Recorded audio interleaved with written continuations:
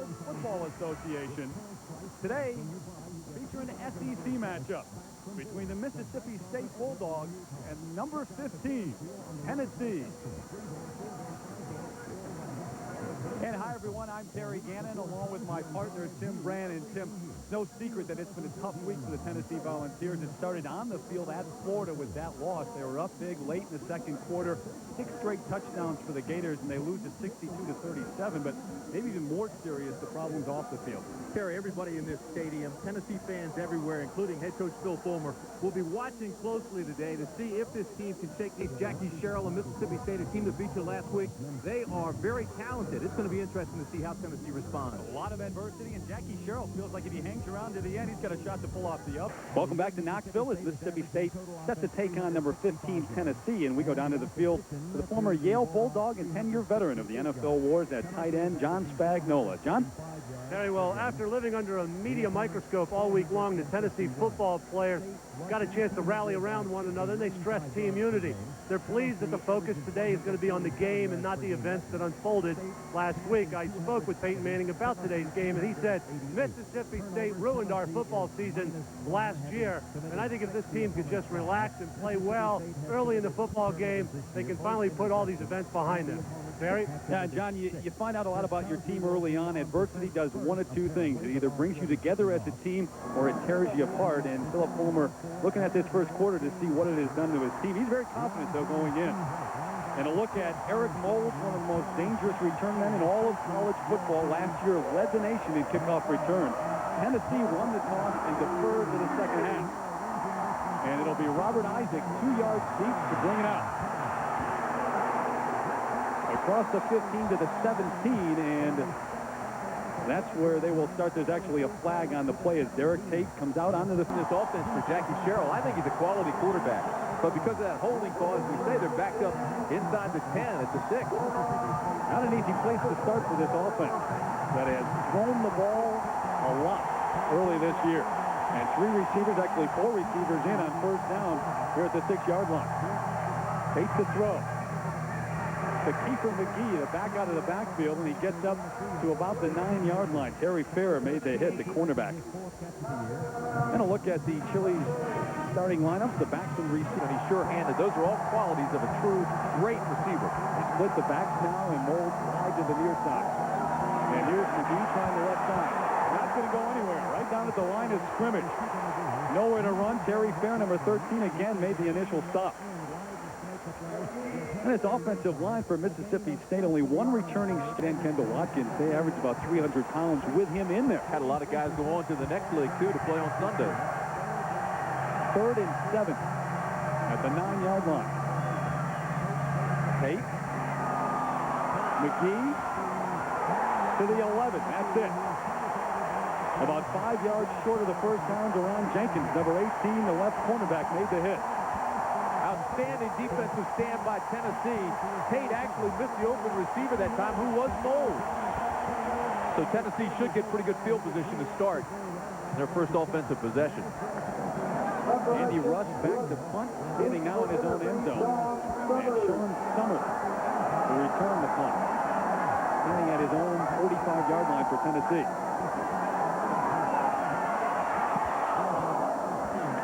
Pretty good kick from Rush. And here's Summers and hit at the 47 ahead across midfield to the 49 of Mississippi State. Robert Isaac, the tailback, made the hit. 42-yard punt, 4-yard return. Good coverage by Mississippi State.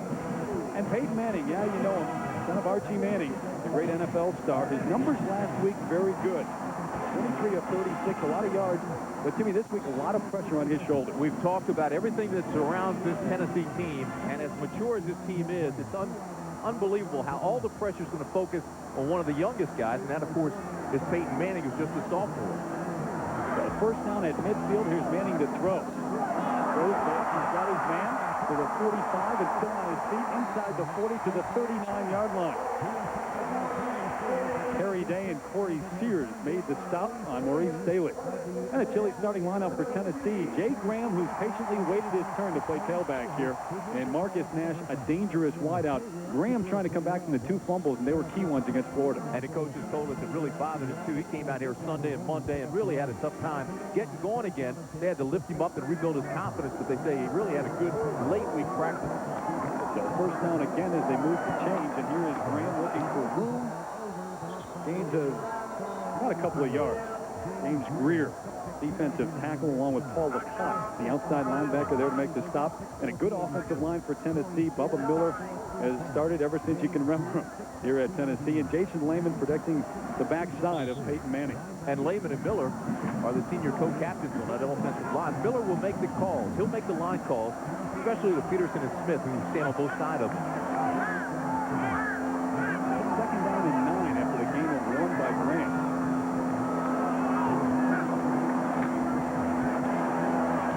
Complete at the 35 and stops right there. So Manning crisp early on with a couple of completions. He had a first down as they started the game, the first play from scrimmage, and there he hits Greg Kyler for a good gain. And the Mississippi State defensive line, Larry, brings up a 3rd and 5 at the 34 for Manning in the ball. And he throws again here. Complete to Staley at the 25, and what a catch. He went down to his knees, Tim. He slipped and up in time to make that catch. That's a great throw by Manning, too. Put it right there. That was outstanding coverage that time by Mississippi State. Ewell was right on it. Watch number 4. This is tremendous man coverage. He'll come in, curl in the middle. There he is. Now watch this. Boom. 4. That's Ewell right there on top of him. The ball was perfectly thrown, hit him between the 2 and the 1, and they moved the chains. Bernard Ewell getting a start again for the injured Clay Mack, who has been out with a groin injury, and that's really hurt the Bulldogs secondary. He's one of their very best. First down at the 25, and here goes Graham straight ahead inside the 20 to the 19-yard line. Dwayne Curry, the inside linebacker, made the stop, and the defensive back. He has got a pulled groin, so he cannot play today, or at least he's not starting and probably will not play. Graham straight ahead to the 18-yard line.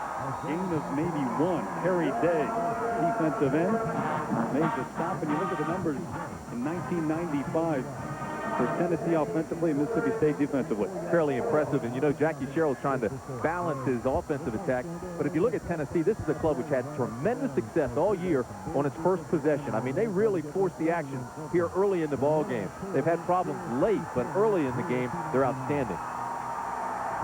Chester Ford, Jake Graham in the eye.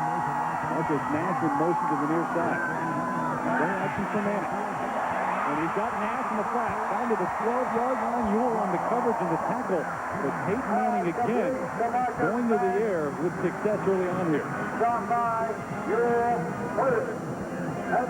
See the play action, puts the ball on his hip. This guy's mature beyond his years. Throws a little bit behind him, but still, this is a good play because Ewell, who was the left corner, had to come all the way across and run with him in a man coverage, and the ball was there for the first down. Tennessee has scored on its first drive in every game this year. 8th play of the drive here. And it started at midfield. There goes Nash in motion. Graham with the cross straight ahead to the 7-yard line.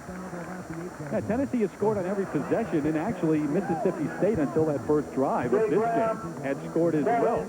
Either a touchdown or a field goal. Scored on every first possession. First possession, yeah. And so they are stopped for the first time here in 1995. I think the people here are still shell-shocked at what took place last week. 9-point lead at the half, and then 6 unanswered touchdowns that Florida scored. See, now this is impressive that they scored, but they want more touchdowns. They need more touchdowns. That's not a great average right there. Making the throw to the end zone. The overthrows his intended receiver, Greg Kyler. He ran the fade pattern, and Manning just threw it too high.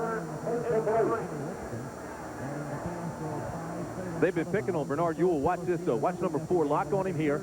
Now, the ball, he's already shut him off, closed him out. He just has a small corner of the field to work on. The ball was overthrown, but Ewell was right there. Played him inside out. That's outstanding coverage by the cornerback. Ewell, a senior from Jackson, Mississippi. And it brings up a key 3rd down here. Manning out of the shotgun. Flips to the far side. Over the middle, the pass incomplete. He dropped it at the 5-yard line as he was hit. And look who it is, Dwayne Curry. How do you do? Tackler in the SEC. And here is Jeff Hall. Comes down for a 24-yard field goal attempt. Hall, a freshman out of Winchester, Tennessee. Up and good. So Hall connects from 24 yards, and once again, Tennessee scores on their first possession of the game. And on a crisp, cool afternoon, they lead it. Jackie Sherrill a bit concerned as he just watched Tennessee drive down the field and kick a field goal from 24 yards to lead it 3-0. Although he has to feel good, Terry, in the fact that his defense stopped Tennessee from scoring a touchdown, held them to a field goal. See the scoring drive there, 11 plays, 43 yards. Great field position. Again, they've got to come up with more touchdowns in the red zone, and they come up short and just get to 3. Hall will kick it off here. Isaac and Mold deep. And again, they kick it to Robert Isaac, who can absolutely fly from his own 5. Across the 20 to the 23. Good coverage again by Tennessee. Al Wilson, a freshman defensive back from Jackson, Mississippi, made the hit. And the Tennessee defense has struggled throughout the year so far. They're led by Leonard Little with the rush on the left side of that defensive line. Little's an interesting guy, junior college transfer. He's a speed guy. They'll move him inside. There's a look at Hines. He was moved to the middle during the season last year and has loved it. That really is an all-conference type player. And Jesse Sanders, a starter, normally out with a shoulder injury today. So you have Gallion, Hines, and Kidd. Gallion goes to the strong side. Kidd moves over to the weak side. And King, I'm sure, will play a lot. So Mississippi State on their second drive of the game. First attempt at the 22. State's checking off. McKee, Greer, and Cooper McGee the back. And here comes McGee, straight ahead. Not much room there. A gain of maybe 1. Leonard Little, we just mentioned him. He made the initial stop.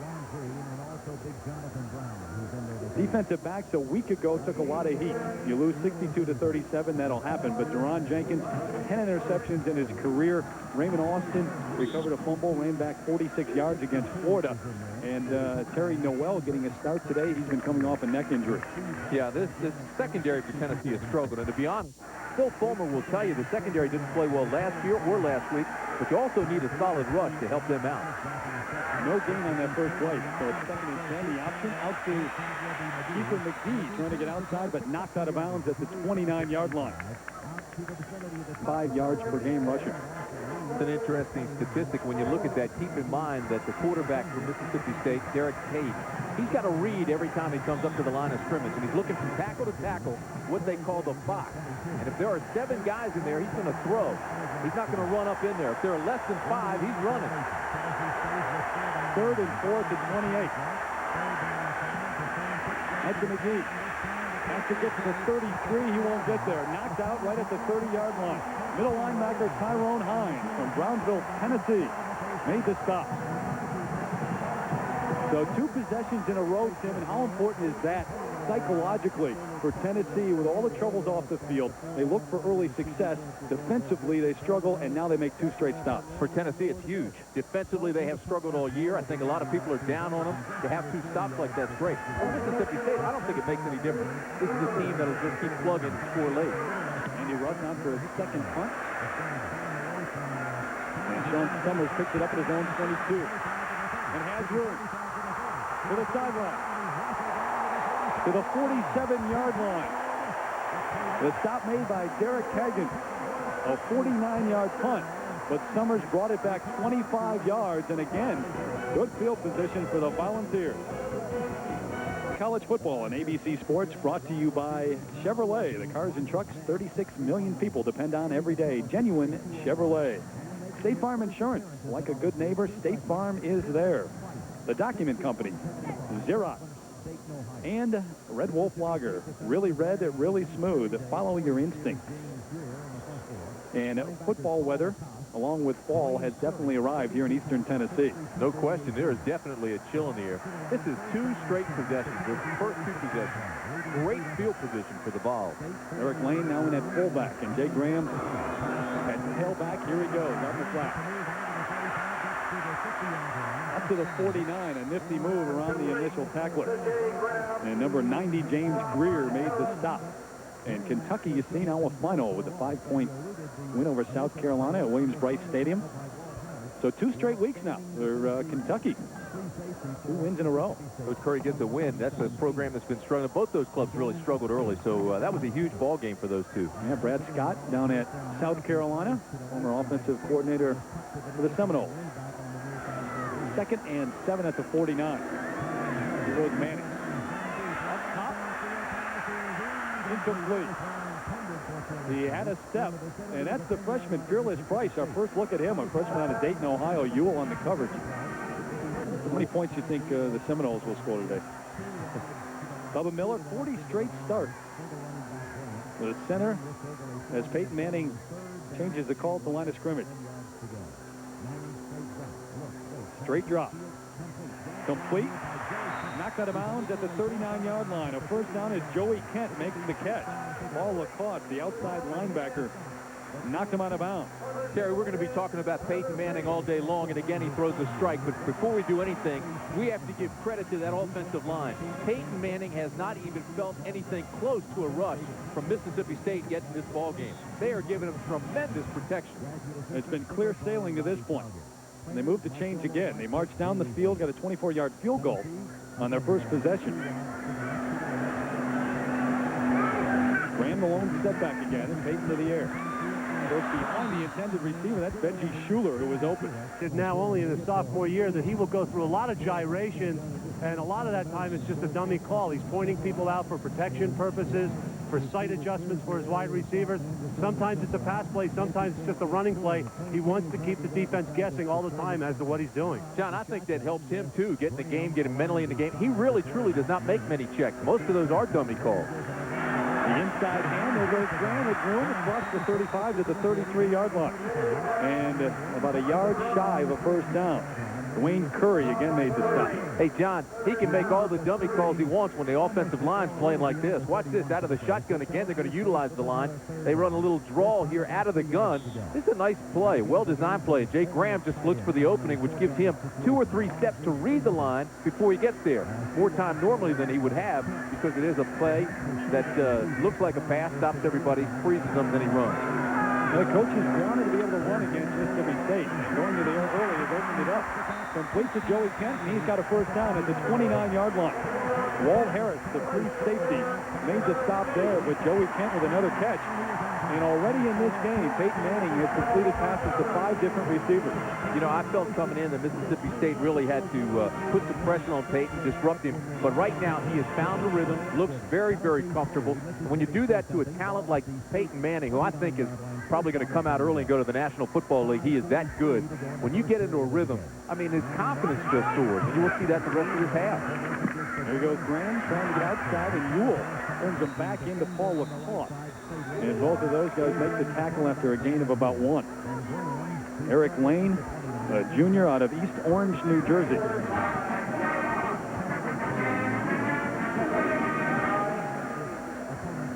Number 22, Washington, taking on the Army early on in that game. And Indiana, which lost to Kentucky last week with a lead on Southern Miss. Philip Fulmer, in his 4th year here at Tennessee, 23-7-1. As the head coach, and has been at Tennessee for a long, long time. A player, assistant coach, not a head man.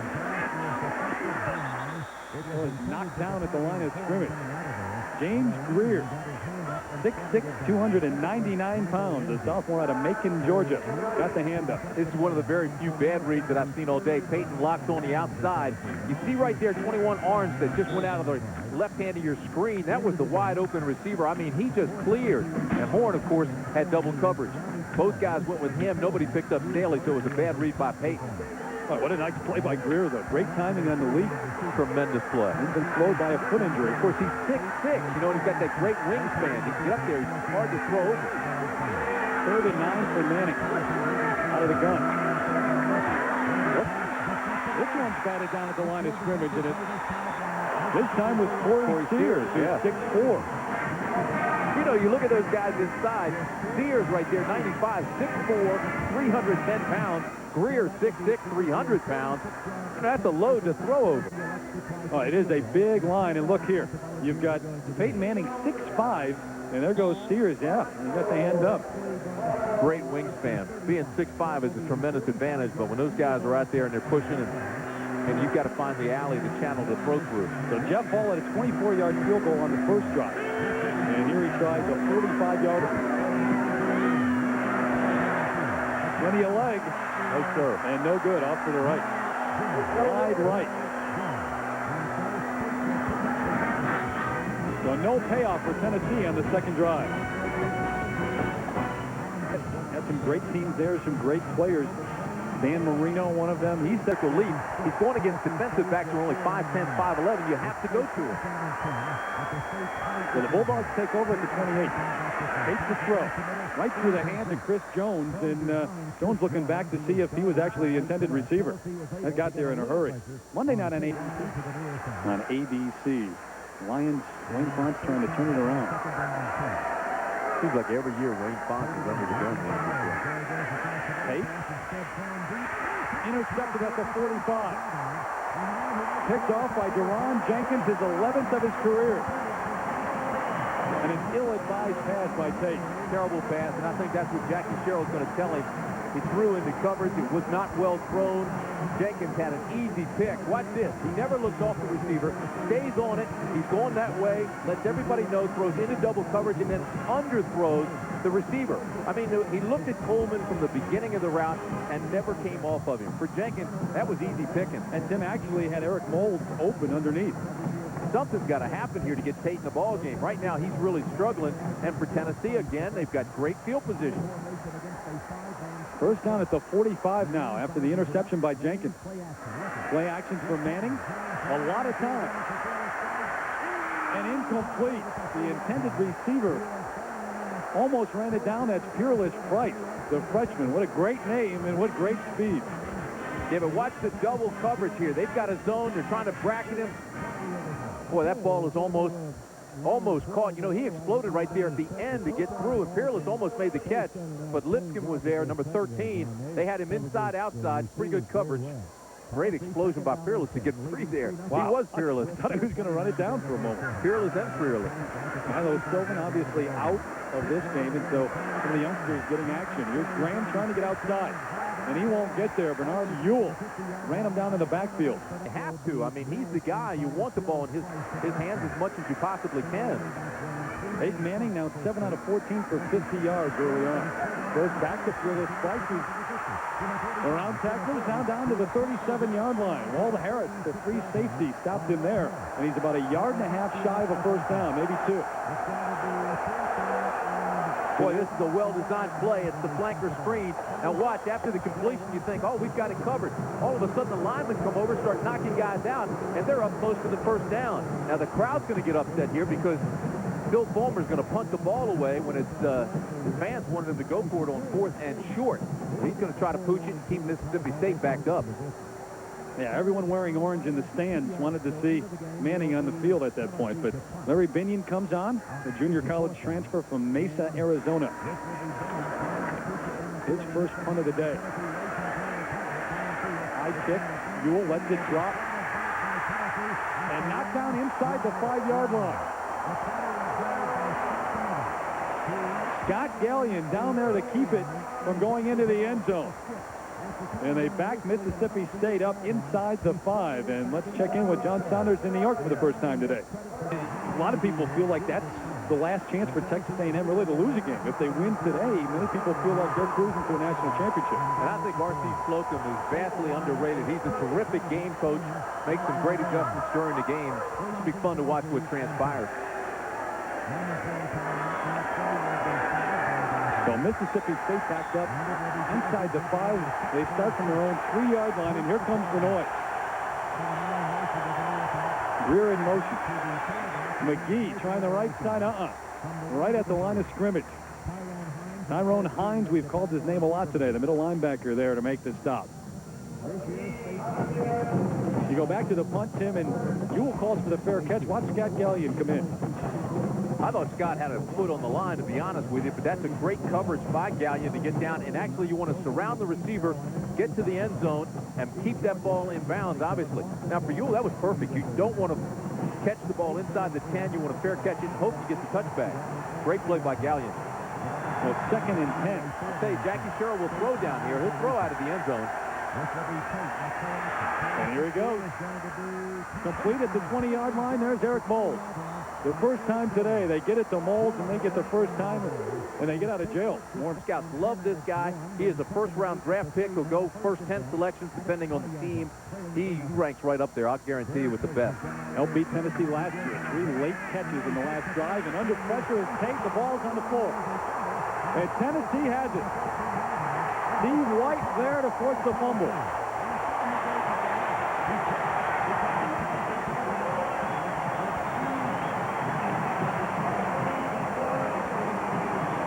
This is a coverage sack. The pressure comes backside. Tate is trying to get it to Moles. He won't free up. And the backside pressure comes. Bingo. There it goes. Burton Green. Bam. Knock it out of there. But watch this. This is a cover sack. He has nowhere to go. Never did see it coming. Backside pressure. White hit him hard. The ball came loose.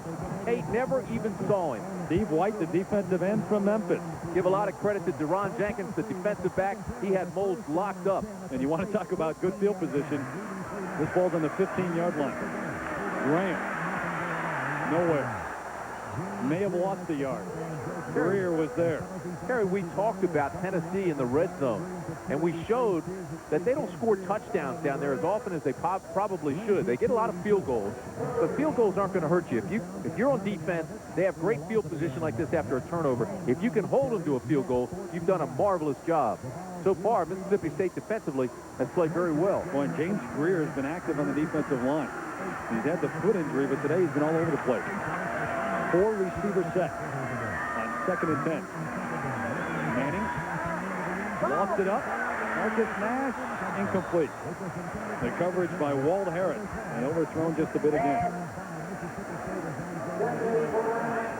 Harris, the senior from LaGrange, Georgia. And it really one of the best you're going to see in college football. Last year played cornerback, now has moved over to free safety. Don't forget, at the conclusion of today's game, we'll be selecting a genuine Chevrolet Most Valuable Player of the game from each team. To date, Chevrolet has contributed almost $5.5 million to the scholarship funds of America's colleges and universities. Terry, this is a huge 3rd down. This could determine how the game now swings. Over the middle, Staley at the 10-yard line, complete. But Bernard Ewell again there to make the stop. If they go for a field goal here, this could be a game swinger. They're going to go for the field goal. Mississippi State's defense has held them again. Brings up 4th and 5, and they started this at the 15-yard line. So in the 3 downs, they've gained just 5 yards. And you're right. I mean, at this point, only down by the 3. See, that guy right there, Jackie Sherrill, can tell his team, hey, listen, we've given them great field position this entire first quarter, and they've gotten 3, possibly 6 points out of it. So time running out here in the first quarter. Jeff Hall on again. He missed a 45-yarder after hitting a 24-yarder early on in the game. Up and good. It slides in there. So Tennessee has started at the 50, at the 46, and they started twice in Mississippi State territory at the 45 and 15, and all they've gotten is 6 points out of it. That's a great defensive effort by Mississippi State. Don't forget tonight on ABC, brand new episode. Well, I tell you, this is one of the all-time great arenas in college sports. What are we up to at this point? 11? Yeah, we've got 11 Rocky Tops already in the ballgame. We've heard a bunch. I think we had double digits before the game started. I think we're at 40. I think that's what we're counting on. Boy, it is, though. 91,000, just under 92 is what they say the capacity is. They've filled more than this. Next year, they're going to enlarge this place. It's going to be over 100,000 that they'll put in here. 3rd largest now. You've got Michigan, Penn State, Tennessee. Of course, when you get it over 100,000, that'll change. And really a perfect day for college football. Overcast, but temperature is a little bit chilly, 53 degrees right now. Fall's definitely here.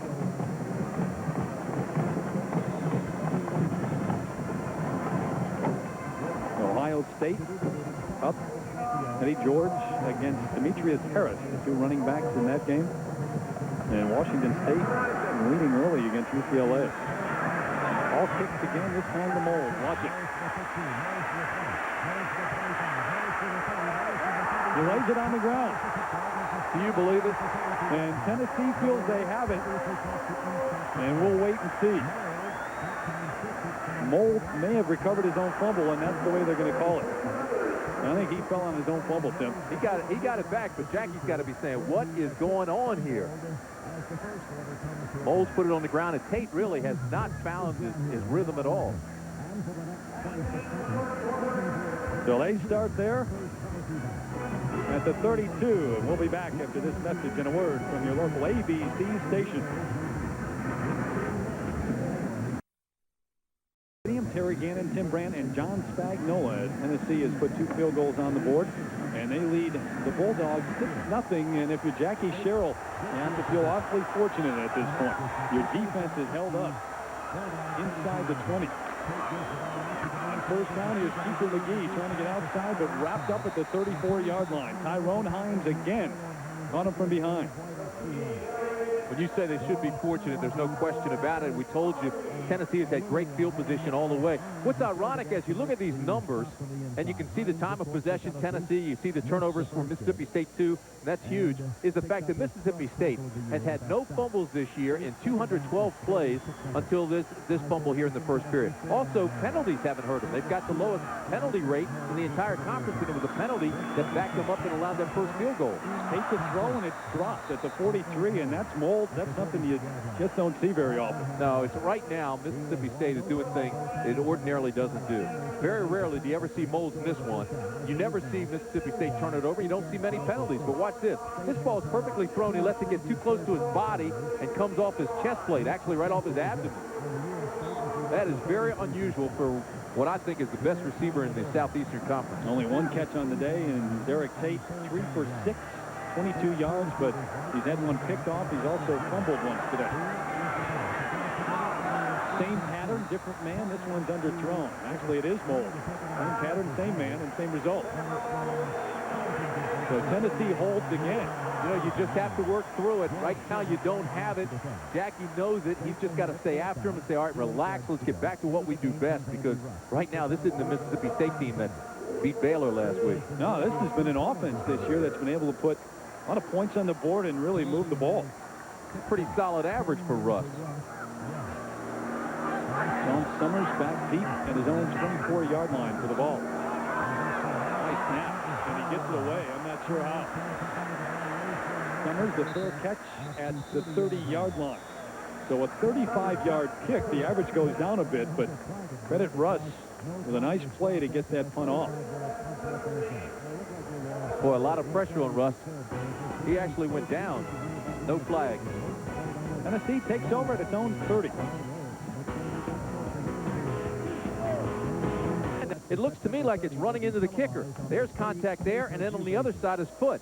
Now, it's a 5 and 15 rule. The defensive guy has to avoid that contact, whether he's blocked into him or not. And if there's any contact, they can call a 5-yard penalty.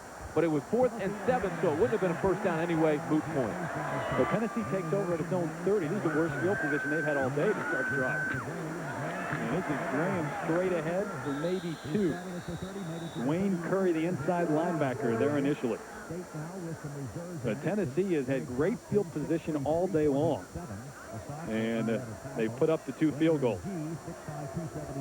Well, I'll tell you what, Dwayne Curry, watch this. You want to tuck the tail, sky the eyes, and drive right through him inside out. Look at that. That is perfect linebacking.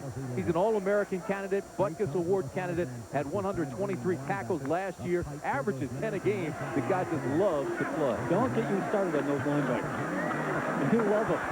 Graham wrapped up after a gain of maybe 2. Larry Williams, the defensive end from Moorhead, Mississippi there. So a defensive line that's played well so far in this one. Williams, 6'4", 283 pounds, and a senior. Look at the numbers on Graham. And he waited his turn throughout. Played behind James Stewart, Aaron Hayden.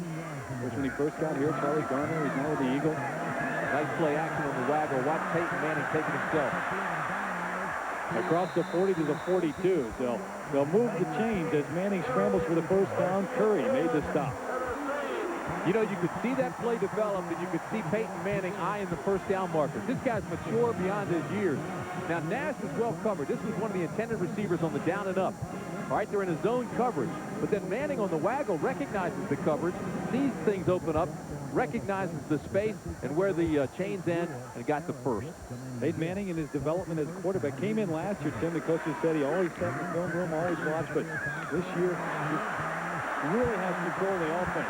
Greg Kyler complete across midfield. He has a first down to the 47. Kyler, a freshman out of Baltimore. Well, I'll tell you, if you're a defensive back, you hate that play because Kyler had a lot of protection. Watch this now. You've got Poole 65 and Miller 71 that are going to come out and block for him. Flanker screen, boom. Now you see Ewell 4. Now he sees the big lineman coming. Let me out of here. See, Ewell is only 189 pounds, and when you bring Miller and Poole over from the line to block, those guys are 290. So he got down, tried to take them out and let somebody else make the tackle. I would too. Henry Ellis made the stop, but they moved the chains again. There goes Marcus Nash in motion. And Manning to throw. Wide open. Got a man. It's Kyler. To the 7. Walt Harris saves a touchdown with a 40-yard gain on the pass to Kyler.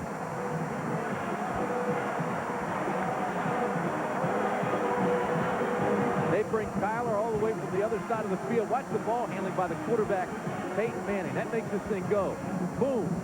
All right, put it on your hip, turn. They're in a zone defense all the way from the other side. Kyler gets behind the 2 deep, and that ball was perfectly thrown. So now inside the 10 again, but Tennessee has to score a touchdown.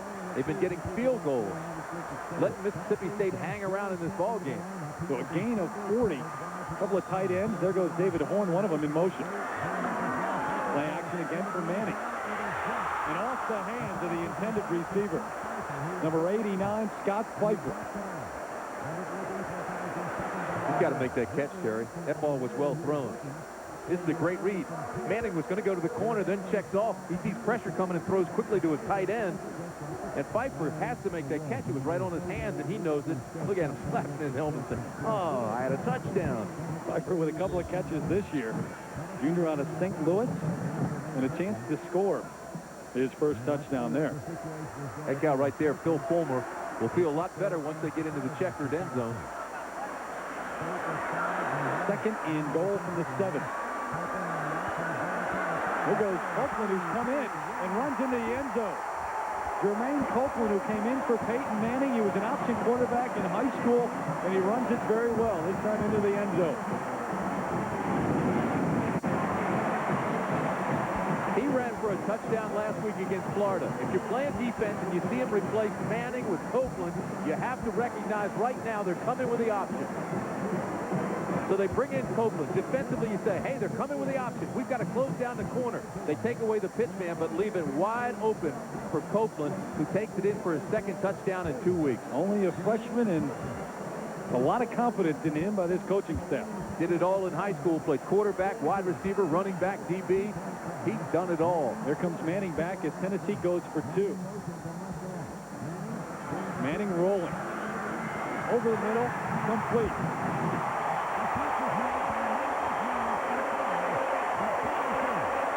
So Philip Fulmer has to be happy with that drive. Marcus Nash with the catch on the 2-point conversion. Great read. Great read by Copeland. Comes down, reads the corner. The pitch man's covered, turns it up, scores. Tennessee leads by 2 touchdowns. So Tennessee on a touchdown run by Jermaine Copeland, the backup quarterback. And the 2-point conversion. They take a 14-0 lead, and this time do punch it into the end zone after the 2 field goals. 7 plays, 70 yards. And Jeff Hall, a busy man, kicking off once again. This time to Robert Isaac at his own 5. Hit, still up, now down. Brings it out to the 20, and he pays the price. And let's check in with John Saunders for a Colorado-Texas A&M update. John? Good sign for Colorado, even though they lead now, Tim. Colorado's explosive. There's no question about the talent they have there. Offensively, some great skilled folks. First down for Mississippi State. A lot of time for Tate. And he's got Eric Moulds at the 34. He has dropped a couple today, but this time a big gain in the first down. And let's check in with John Spagnola. Well, guys, you normally wouldn't think when a quarterback loses his mobility and gets hurt, it would help him. But in the case of Derek Tate last year, he suffered a pretty bad ankle injury. It hampered him all year long. And what it did is it goes to work on Steve Johnson. First down after the catch by Moulds. There goes Tate. Complete to Moulds at the 45 up to the 47-yard line. All right, Terry, there is 2 plays in a row where they have gone to Moulds. They have to do this more often. I mean, the guy averages 16 yards every time he touches the football. This guy is so good. Watch this. He's strong off the line. He's quick in his cut. He's smart in his routes. Watch this. Reads them. Now watch. He'll come back for the football. He can leap. He's sure-handed. And he's dangerous after the catch. You know, the folks in Mississippi feel he eventually will not only be playing on Sundays, but they think he'll be in the same class as Jerry Rice, Art Monk, who's large as those guys. Worked out with Jerry Rice some this summer. Here he is again with a lot of room. To the 32-yard line at Tennessee. So 3 straight plays, they go to Eric Moulds. And huge gains. This time a 21-yard gain. There are ways to free him up every single play. Even if they double him up, you get out there and let him go after it. 4 catches for Moulds, 64 yards. Here's Stephen McGee as the Bulldogs go to the ground. Well, that's the other side of it. Once you're able to pass, the running game opens up. Because then they have to respect the pass game, have to really respect what's taking place on the outside, which opens some air in the middle for the running game. Gain of 6 on first down for McGee. So it'll bring up 2nd and 4 at the 26. And there's a man who's been awfully busy today, Tyrone Hines. We've done a lot of tackles already. First sustained drive from Mississippi State. The pitch out to McGee, trying to get outside. He does. But a flag is thrown back at the 27-yard line. McGee down to the 13. Yeah, this will be called against Chris Jones, number 17, the wide receiver on his block. He locked on, looked like he was holding, also was in the back, but it's the hold call that'll get him. What the other team does, their tendencies, and how to cover things. You also have to know where the officials are at all times. That is important. I know it was part of your pregame plan. Yes, it was. No question. However, I wasn't very successful at locating them. They could find me. Jackie Sherrill in his 18th year as a head coach. He's his team backed up now, 2nd and 15 at the 37. Tate.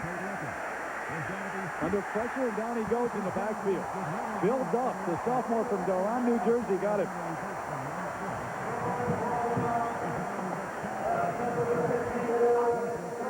Duff in there along with Leonard Little, the defensive end.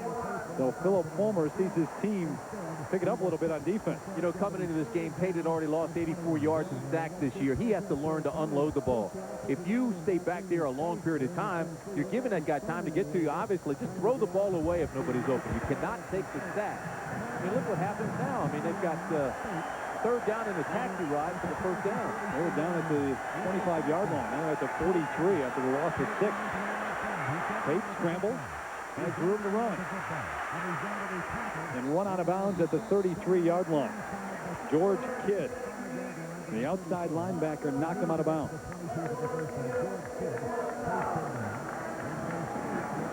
Watch this. Eric Moulds is calling for the ball, but he's well covered. Jenkins on him. Now watch. He'll raise his hand. He thinks he's open, but look at the safety. Here comes the safety up, Austin, and he's got him. By that time, Tate's already across the line of scrimmage. Can't get it to him. So Tim Rogers comes on, and Jackie Sherrill sends him out to try a 50-yard field goal. Rogers 4 of 5 on the year, his longest this year, a 30-yarder. Line drive, and no good. Rogers misses the 50-yard field goal, and new life on the sideline for Tennessee. Good call by Jackie, though, because even if you miss here, you've got Tennessee backed up. Tennessee starts out with its course. Steve Young, Jerry Rice, the 49ers, 9 Eastern, 8 Central on ABC. That's Monday. Oh, what a hit by Corey Sears. Missed a lot of the off-season work with a knee injury. Had 9 quarterback hurries last year, and I mean, this time, that was an outstanding tackle. Tennessee trying to change the pace of the game a little bit, going without a huddle. Peyton Manning calling the play at the line. And as you heard from John Spagnuolo, he does a lot of that. They'll call plays in the huddle, change at the line of scrimmage. A lot of what he does at the line is just a decoy. Manning on the roll.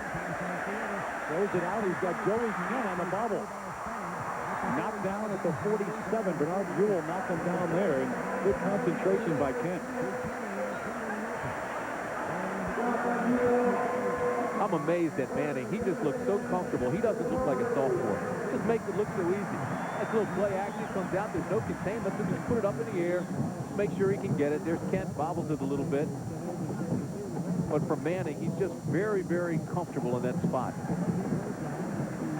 So first down at the 47. Movement. And obviously Corey Sears ended up in the backfield. The defensive tackle. And the referee is going to tell you exactly who's at fault. Before the snap, contact by the defense, 5-yard penalty. Still first down. Something in the air today. Got to get that mic check. Here's Sears, the guilty party. Well, Manning, he improved his arm strength. He understands the offense better. He just gets better and better every game. Directing traffic here. Give to the back. That's Graham. And he's ahead close to a first down. He may have it. Right about at the 44-yard line before Corey Sears wrapped him up. And very quickly, let's go down to John Spagnuolo for an injury update. Quick injury update on Terry Fair, guys. You know, he was hit there before. It looks like a bruised shoulder right now. They're going to hold him out for the rest of the first half, examine it at halftime, and see if he'll play in the second half. Back to you, Terry. All right, Spag. So at least not as serious as it may have been when we saw him on the turf. Give to the up back, and that's Chester Ford. Fights his way down to the 37-yard line. Chester Ford, a former defensive guy who loves to hit. Only had 4 carries last year. The junior out of Danville, Kentucky. He's a hammer guy, though. 6 feet, 230 pounds. Gets up there pretty good. That's a good change of pace from Graham. So first down at the 38 now. It's Tennessee trying to push one in the end zone here before the half. Manning with a lot of time again. And to Joey Kent at the 30-yard line. Gain of 8. Bernard Ewell on the coverage and the stop. You do not pressure that guy, Peyton Manning. He'll just tear you apart. And that's what he's doing right now. There is no pressure on him. So he's sitting back and watching. Boy, what a day for Notre Dame. That really surprises me. We had Texas. Me. I thought Texas could beat them. Yeah, we had Texas last week against Pitt. They came back late in that one to win it. That's the shocking score. Graham down to the 23-yard line. So they just keep moving the ball. They've stayed on the ground. They've gone to the air. And a balanced attack here for the Vols in the first half.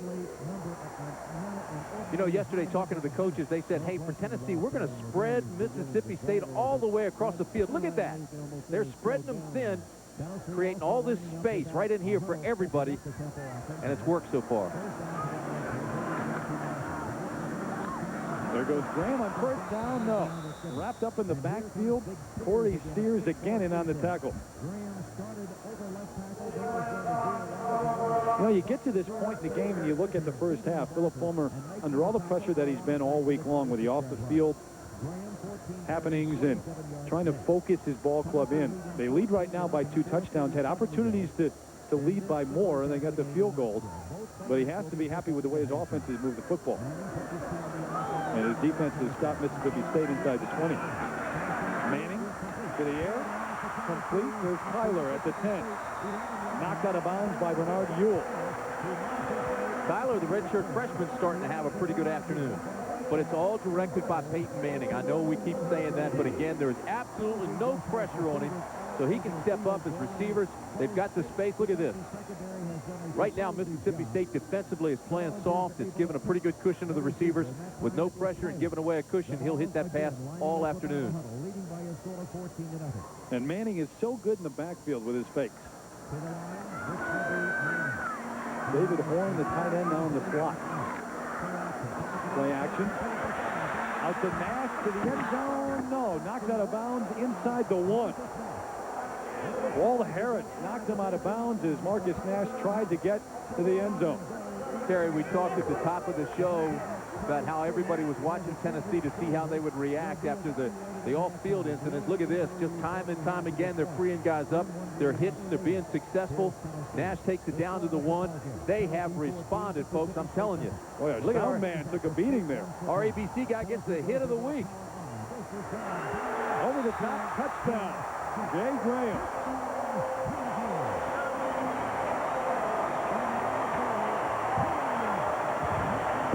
And they have forgotten, at least at this point, here at Neyland Stadium, about what's taken place throughout the body of the week. This team has responded. Phil Fulmer told us yesterday it was a select few that had gotten into trouble, that had done things, and that this team was a quality team. Boy, they have reacted, responded, and have come through very, very positively. But, you know, as a football player, especially a college athlete, this is the one place you can go to get away from those things and just play football. And today they've had some fun so far. Hall for the extra point. And so the Vols with a 3-touchdown lead with 4:15 left to go here in the first half. Great job this afternoon by the Tennessee offensive line. Just dominating the line of scrimmage. And Peyton Manning, obviously, is just picking them apart. And for a word from the sideline, let's go to John Spagnola. Tim and Terry, it's interesting to see Jay Graham go over the top like that. Remember, that's how he fumbled last week against Florida.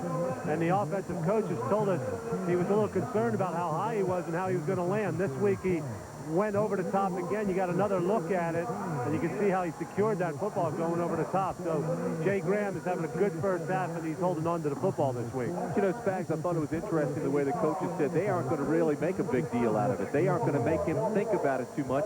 Just let him overcome. He's a guy who won 159 carries without ever fumbling the ball. So he put it on the ground twice last week. I don't think he's really thinking about that anymore. After he got through Sunday and Monday, it was in the past. And that's the best way to handle it too, Tim. If you dwell on it, then all a player does is lose his instinct, and all he worries about is just carrying the football and holding on to it. And you have to be aggressive as a running back. It's just like when a quarterback throws interceptions. Hey, they have to get it right back in there and anticipate.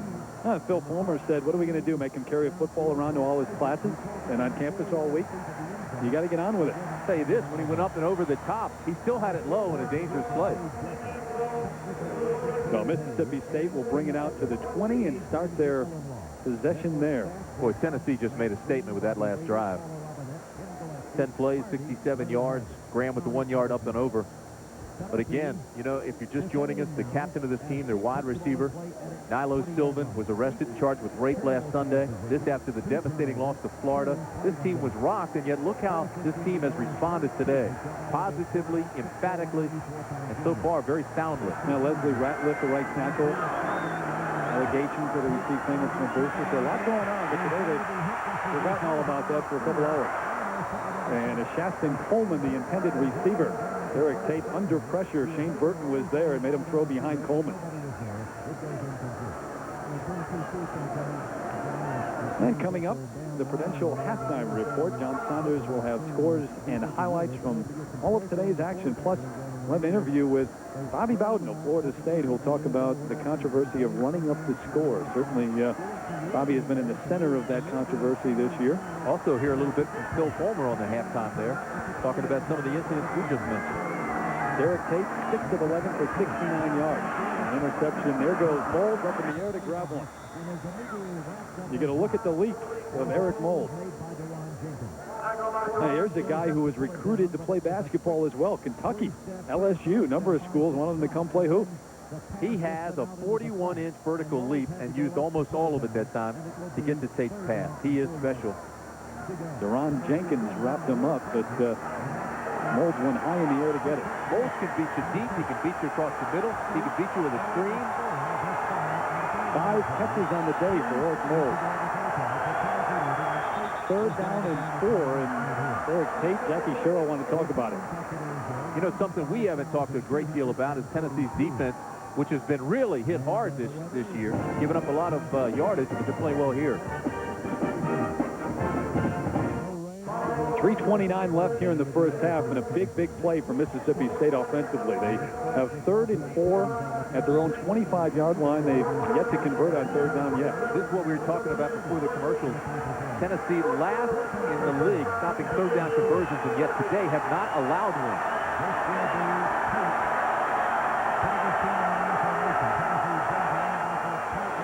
Bait on the option. Close, but I'm not sure he got there. He didn't get it. Steve White stopped him, and I believe he's just short of the first down. He had to get across the 30 and did not get there. He'll be about a foot short.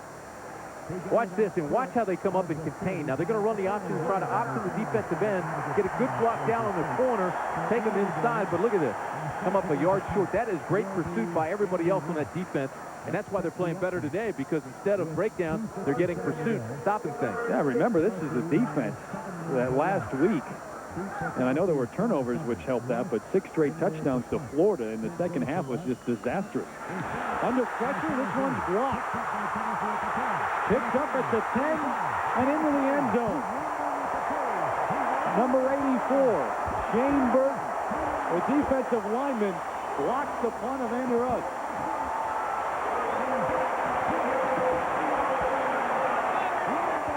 And the Vols are not lacking for big plays today.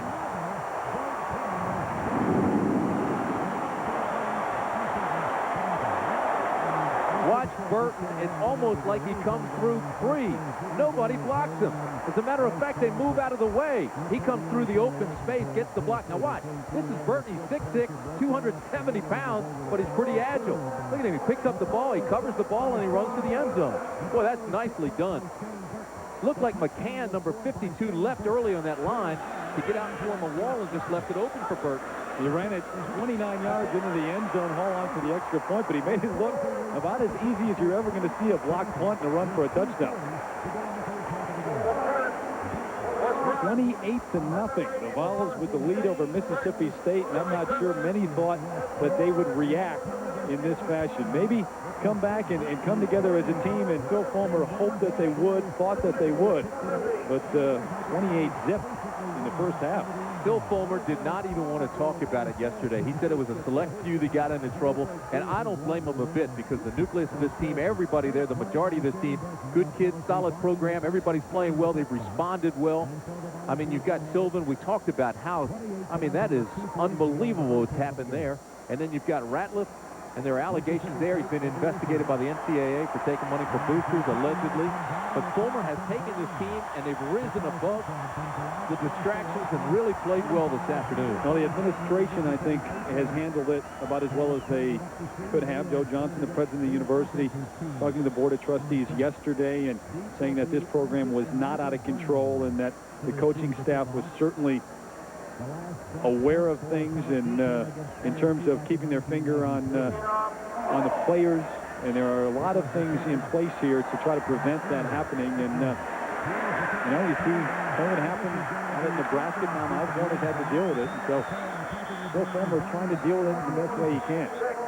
Phil Fulmer is one of Tennessee's own. There's no question, an offensive guard here as a player. The Vols were 30-5 when he was here. 13 years as an assistant coach here in Knoxville. The 20th head coach. But even though this, you know, he's got orange blood, he has to feel the pressure at times at a football program like Tennessee. But he loves this place. He's responded well. He's got his kids ready. He's a quality guy. He's done a marvelous job preparing his team for this game. Well, Mississippi State should mention new allegations that have increased in the NCAA. They have until October 4th to respond to that. There's a pass up top to Moles, who wanted a flag thrown on that play. A little bumping and grinding going on with Moles and Jenkins, but it was all incidental. Watch this now. These two guys, Jenkins 18, Moles number 1. See him at the top left of your screen. Watch this now. They're going back and forth, but you can see Jenkins is looking back for the football. Moles says, hey, that should be pass interference. Wrong. You're looking back for the football. You're playing inside out. You have as much right to that football whether there's contact or not. Well, 94 total yards for Mississippi State, and we're at 2.5 minutes left here in the first half. Hates to throw again on 2nd and 10. Under pressure, gets it away. Incomplete. Chris Jones, the intended receiver. But Steve White, the defensive end, again in there, close to Derek Tate.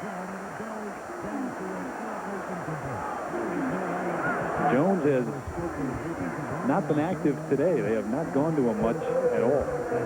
Here's the leg of Tate. Derek Tate, the quarterback, injured his knee last week, not severely, but he's wearing a knee brace for the very first time. Coaches was funny. They said now that he has it on, he'll probably wear it forever. You know how quarterbacks are. Yeah, but when you lose one, you take it off. Up top, turned him around, incomplete. Lahidi Grant, the intended receiver, and he took one look over his right shoulder, another over his left, went back to his right.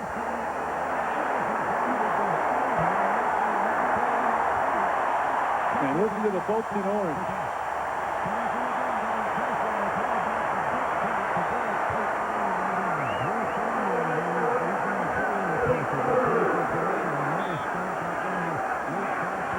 So Andy Russ on for another punt, this time standing at his own 6. And remember, the last one was blocked for a touchdown. Get this one away. Somebody watches it go out of bounds at the 45-yard line. A 35-yard punt. And again, pretty good field position for the ball.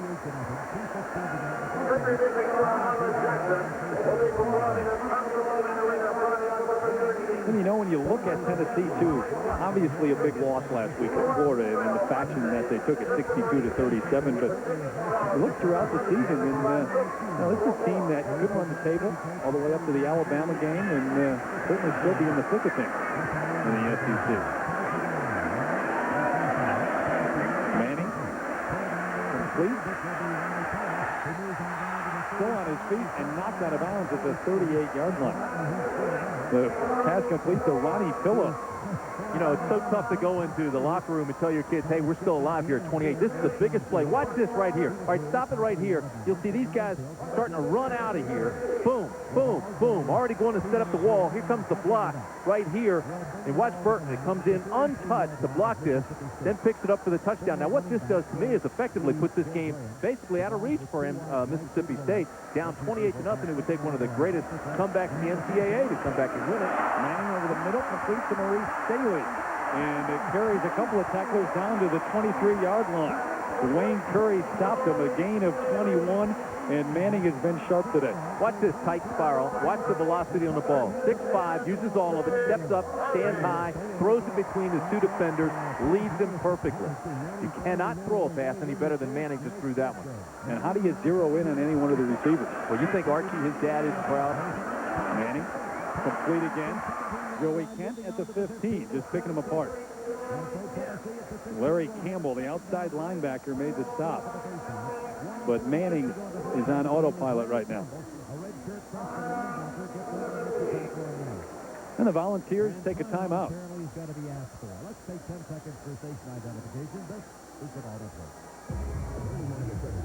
Peyton Manning, of course, getting the start last year. The injuries to Jerry Colquitt. Todd Helton as well.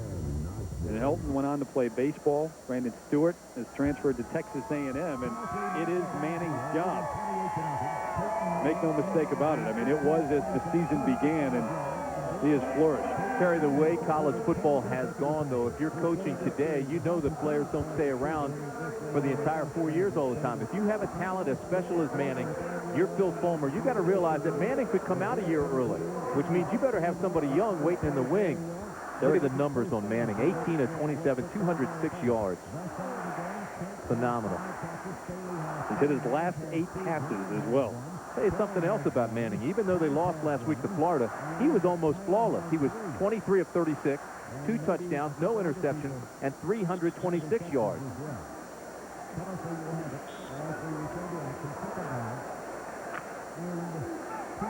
They've had some good ones here. Obviously, Pete Schuler now with the Washington Redskins.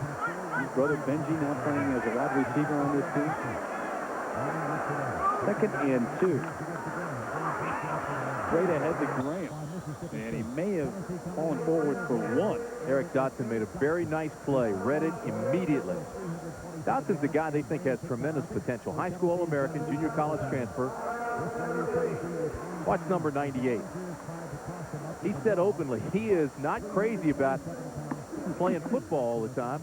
Well, that one is 110 in Mississippi. He doesn't like two-a-days. He wants to be out. He says, I like just being a student, going to parties, that kind of thing. Well, Starkville can get awfully humid.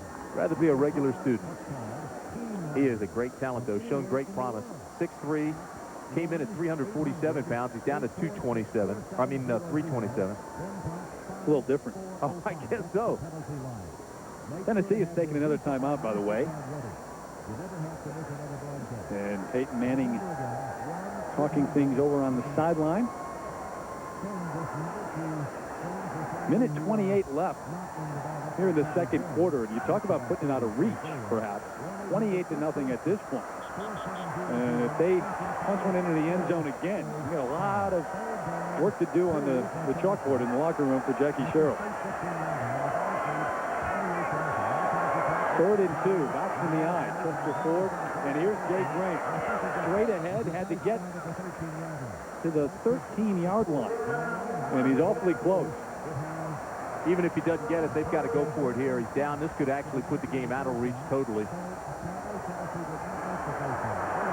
They'll line up. They'll go for it.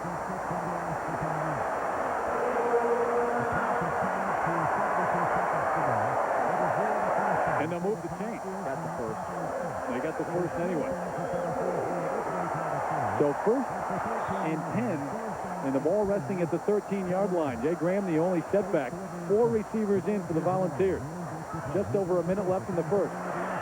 For the end zone and incomplete. The intended receiver, Joey Kent. And Walt Harris was back there with fine coverage. Tennessee not wasting any time. Get first down. Inside the 15, they're going to the end zone right away. Let's get that score down. Eric Lane now coming on in replace of Jay Graham. And Manning trying to direct the offense. Now he calls the huddle. Eric Lane's got a lot of talent. He cracked the rib in the spring. He's still trying to catch up. Wouldn't be surprised if they came back and tried a running play inside this time. There goes Manning. Wanted one over the middle. And now under pressure throws it away. And there's the man again, Eric Dotson, who is running him down. There's the maturity of Manning, though. Rather than take the sack or get into some kind of trouble, just threw it well out of bounds and threw it away. You know, it's amazing to me. Dotson is so big, 327 pounds, and yet look at his speed. Manning could feel it, too. He was closer. Well, you feel a little more if the guy's 327 pounds. You can smell his breath. This is a big, big line. And you remember last year we talked about the offensive line averaged about 300 pounds, even with the tight end. And the Watkins in there. Mississippi State has switched to a 4-3 scheme this year, in part because of the speed of the linebackers and the speed of the down linemen. So it brings up 3rd down and 10, and now Peyton Manning wants a timeout. And that's it in terms of the first half, I do believe. Peyton came up to the line of scrimmage and saw the 4-3. Also saw the coverage and didn't like what he saw. Came off the field shaking his head and said, hey, we've got to go to a different play. Look at this. Now, he's reading the defense, and he says, hey, wait a minute. This is not right for the play they've called from the sideline. Come on, coach. And the play clock's running down at that point as well. Sure, about 2. So he's like a coach on the field. No timeouts left for the Vols. Just under a minute. Saying, if you're going to get me a play, you've got to get it to me quickly. You've got to have the right call in. Now, we had a chance to talk to him yesterday, too. I mean, he is so composed for only a sophomore. I mean, here's a young kid, and he is just absolutely in control, not only of the offense, but I just think as a college athlete, I mean, he has the confidence every time he steps on the football field that he's going to get it done. Terry Wood got my attention yesterday when he came over to say hello. As I've known Archie for a long time, and Archie's always proud of his boys. And I've known Peyton since he was a little kid. But the last time I saw him, he was about yay high. Now he's 6'5". I told him he went up like a beanstalk. And will only get stronger. Awfully polite young man. So 3rd and 10 after the timeout. 4 receivers to the far side. And Manning in the shotgun, he rolls. Looks, throws, camps inside the 5, dives for the end zone, but knocked out of bounds actually at the 4. I don't believe he got the first. I think he stepped out about a yard short of the first down marker. They're about a half a yard short, you're right. Now the crowd wants Phil Fulmer to go for it. Actually a yard and a half, more than we thought. Now, you remember the crowd wanted him to go earlier in the game, and he decided to kick the field goal.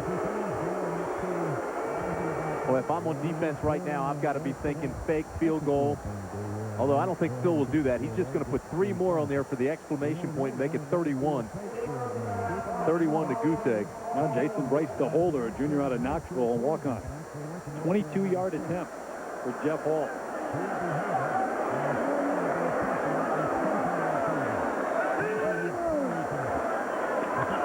Hold up and good, just inside the right upright. So Hall, a busy man on the afternoon. This is a good old-fashioned licking that we're seeing. You look at the field goal by Hall, I said it just got inside the right upright, and it did. Boy, that barely caught it from 22 yards. But the Vols lead 31-0 with 45 seconds left in the first.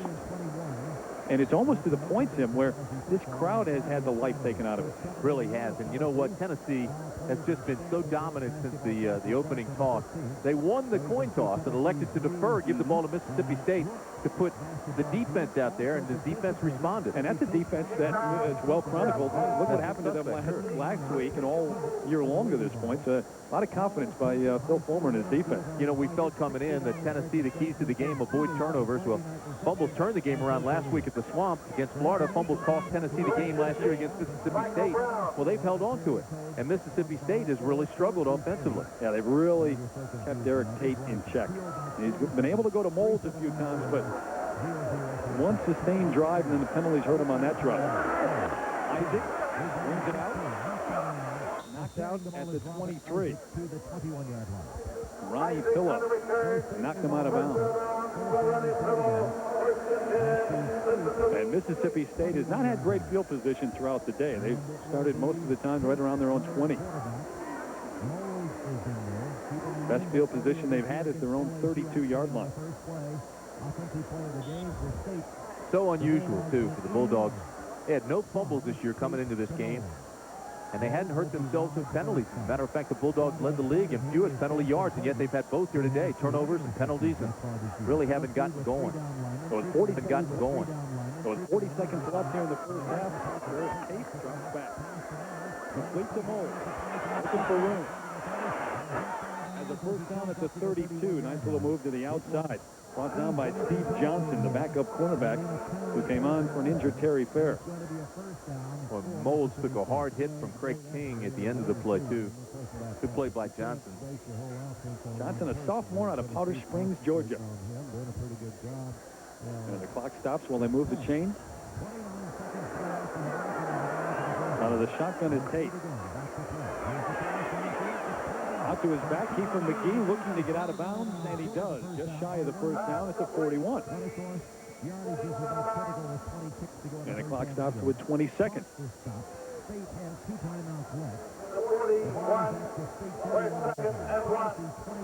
McGee, 132 yards last week against Baylor. First time that he's run for 100 yards in his young career, only a sophomore. And the offense has not been able to put much together today.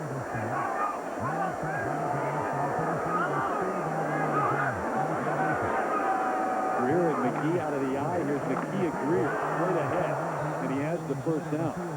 That should stop the clock now to move the chain at 13 seconds. Got it up to the 43. They still need to go about 25 yards, though, to be in field goal range. They've got to do that in 10 seconds. They aren't going to be able to do it unless they have a big one here. Tate to the air. Moles wrapped up at the 44. That's Johnson again, and that should be it, and it is. Wow. What a showing by Tennessee. A shocker so far here in Knoxville. Tennessee with all the problems they've had. The Florida Gators last week, the off-the-field problems, and they have brought it together here in the first half. Don't forget the Prudential halftime report coming up at halftime. John Saunders scores and highlights from all of today's action, and a chat with Bobby Bowden about the running up the score controversy. Now, Jackie Sherrill is talking to the officials. They've all come together. I think he wants 1 second left on that clock. He's not going to get it. That's the end of the half. So the Vols with a big lead as we break for halftime, 31-0 here in Knoxville. Lead, no question. Phil Fulmer, the head coach of the Vols, expected a unified effort, but I'm not sure he expected any of this. 31-0. Don't forget the Prudential halftime report coming up. John Saunders with scores and highlights from all of today's action. A big day in college football. Report on Colorado, Texas A&M. Bobby Bowd to talk with him about the controversy of running up the score as well. Let's check in with John Saunders in New York. Welcome back to Knoxville, Tennessee, Neyland Stadium, and everyone a bit surprised. No, shocked, I would say. 31-0. The Vols lead it at the half. Terry Gannon, Tim Brandt, John Spagnola. And it was one of those halves in which Tennessee got it going early. We're stopped a couple of times inside the 20, kick field goals, and this was one of the big plays of the first half. Shane Burton comes in to block an Andy Russ punt.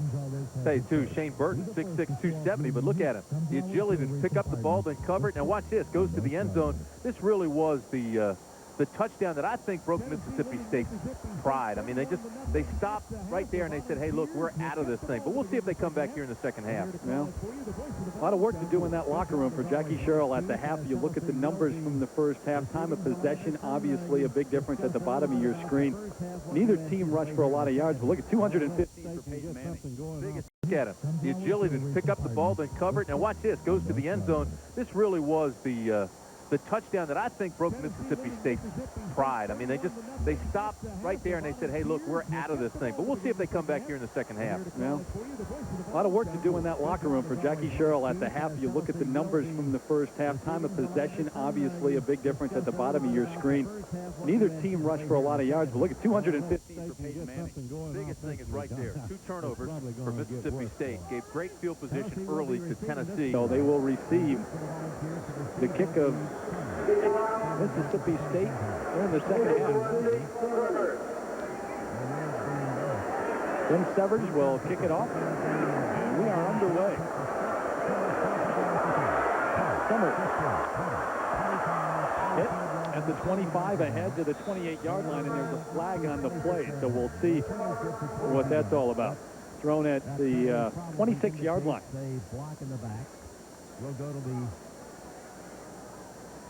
And it is a hold against Tennessee. So the same way we started the game, Mississippi State with a holding penalty on the first kickoff, and now Tennessee the same. And holding on the return team, 10-yard penalty, wanted to fall, first down. And very quickly, we go down to the field and check in with John Spagnola. Thanks, Terry. I talked to both head coaches. Jackie Sherrill obviously not pleased with the way his team has played. The offense has been very ineffective. He's displeased about the blocking scheme on his punt team, and that has hurt his football team. Phil Fulmer, on the other hand, said we're playing real well, but I want to see what we do in the second half. Obviously, last week's debacle against Florida in the second half still on his mind. And they bust one open on first down here in the second half. Jake Graham across the 30 to the 33, and they move the chain. Say that works as a great asset for Tennessee, though. He still puts that carrot out there, gives them something to go for, rather than saying this game is over because we're winning 31-0. He'll say, remember last week? Remember what you did in the second half? So he'll keep them going. This may sound crazy, but there is absolutely no pressure on Mississippi State now, down by 31. They can really just start playing aggressively and start flying around. Certainly air it out. Here goes Graham on first down, bounces off tackles, still on his feet. Almost lost the football, but down to the 47-yard line of Mississippi State. What a run. And that gets the crowd back into it. The crowd had actually kind of gotten very quiet, thinking this thing is over. But watch this. Now, not only does he get good blocking, but then look at the cut upside. Now watch, once he's hit, boom, bounces off that one. Now a couple more tacklers. Puts that shoulder down, bounces like a pinball machine. It just keeps going. Then the knees come high. He's got a lot of strength. Jimmy Lipscomb in on the tackle along with Harris and Bernard Ewell. Bernard Ewell, number 4, the injured player on that last play, got up and walked off the field, so a good sign for Mississippi State. And here come the Vols on first down at 10. Jake Graham bounces off another tackle. Inside the 30 to the 29, and they come out of the locker room very strong here in this second half. Gain of 18. That's a combination of things. Strong running by Graham, but poor tackling by Mississippi State. You know, there's a guy that 3 years ago, Graham was a high school All-American, and the scouts said he was a can't-miss type guy. getting off to a lot better start here in the second half than they did last week. They fell apart against Florida. Eric Lane now in the backfield along with Graham. There goes Graham again, straight ahead. Fights his way to maybe a gain of 2, but stood up there by Corey Sears, the defensive tackle. Have to believe with the score 31-0, Tennessee will stay on the ground. By doing that, of course, it'll quicken the second half and melt the clock. Shorten the amount of time that Mississippi State will have the ball and trying to get back into it. Well, and why not? Besides that gain of 3, they've had gains of 18, 19, and 18 to open up this second half. Smart football, dominant football. Graham, the lone setback, 2nd and 7. Manning, Graham. Turns the corner. Touchdown, Tennessee. What a run by Jay Graham.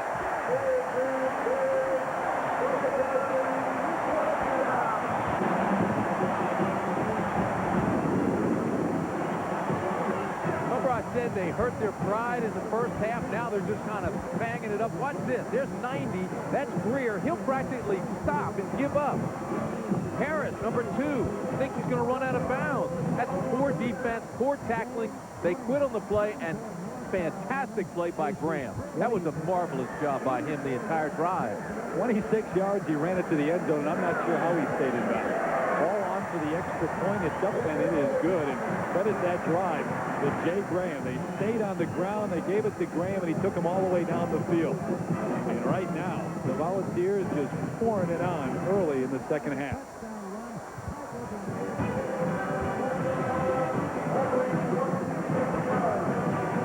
To participate in the lives of America's youth. 38-0. And Jay Graham with all 5 runs in that first drive of the second half. And here's Robert Isaac. His own 5. They bottled him up today. And they do it again. Down at the 13. Al Wilson in on special teams. Terry, this is what happens when you're trailing big time. There's a look at Walt Harris. This is the guy that you're going to see play in the National Football League. He's that good. But watch this. First, Greer misses it. Now, here comes Harris on the left side of your screen, number 2. Watch this. This is a poor tackle. And this is the guy that leads the league in tackles. I mean, that is weak. That is really weak. Never got a grip of him, never followed through, never drove through him. Just let it go. Graham, 22 carries today, 115 yards and 2 touchdowns, all 5 on that drive for this game. First down for Mississippi State is Doris Tate, scrambling out of the pocket. Looking to get the first down, and he may have it, and he does. Across the 25 to the 26, and he hasn't been able to do that very often today. Tyrone Hines ran him out of bounds, the middle linebacker from Brownsville, Tennessee. Hines has really played well today, and I think Jackie Sherrill now looking at just anything. What can I do to get this team going? Here's a look at Hines, 6 foot, 230-pound junior for Brownsville, Tennessee. Really came on last year. He was a bit of an unknown starting the season and got his first start after the Mississippi State game. Ended up the 4th leading tackler on the team. First down at the 26. Out of the alley, here's Cooper McGee. And you get outside to the 31. So a gain of about 4, maybe 5 on first down for McGee. Terry, you're talking about Hines, and John Chavis, the defensive coordinator, has gone to a more attacking scheme, and it's built around Hines. You know, he's the enforcer in there. And I think the coaches felt they made a mistake last week by taking him out and going to dime packages against the Florida passing scheme. They said, hey, we've got to keep him in the ballgame more. Well, they want to keep it more basic as well. That's what they talked about all week long, going back to the basic scheme. Tate under pressure.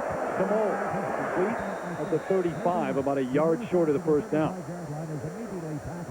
And Eric Mold shaking up a bit on the play. They have to get him involved early in the second half. Throughout the second quarter, they did. They went to him much more. It's been a combination of things here in the ball game thus far. Number 1, Mold hadn't touched it enough. Number 2, Tate and the offense never found a rhythm in the first quarter and really struggled in the second. And I have never seen this defense of Tennessee, at least this year, flying around the football like they are today.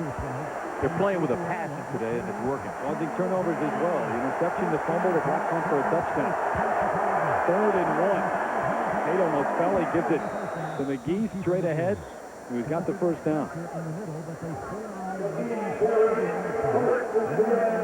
So positive sign for Mississippi State here as they sustain a drive a little bit. McGee had his first 100-yard game last week. Had 132 yards and a touchdown, 32 carries. Remember his catch and runs in the Peach Bowl? 62 yards, that big one, big time. Came into his own in that game.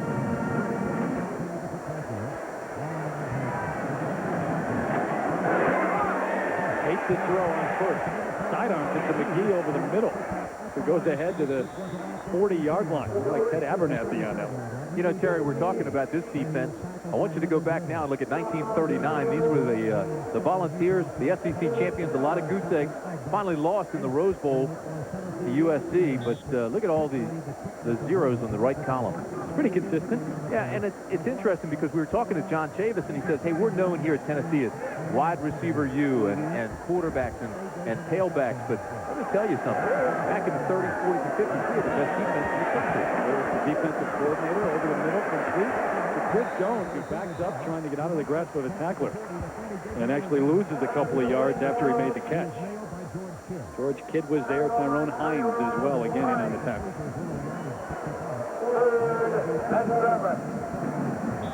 So it'll bring up 3rd and 7 at the 40-yard line. And Derek Tate checking his wristband for the play, signaling in from the sideline.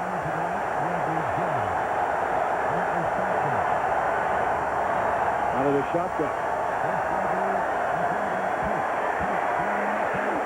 Out to McGee. The first down at midfield and knocked out of bounds by Steve Johnson.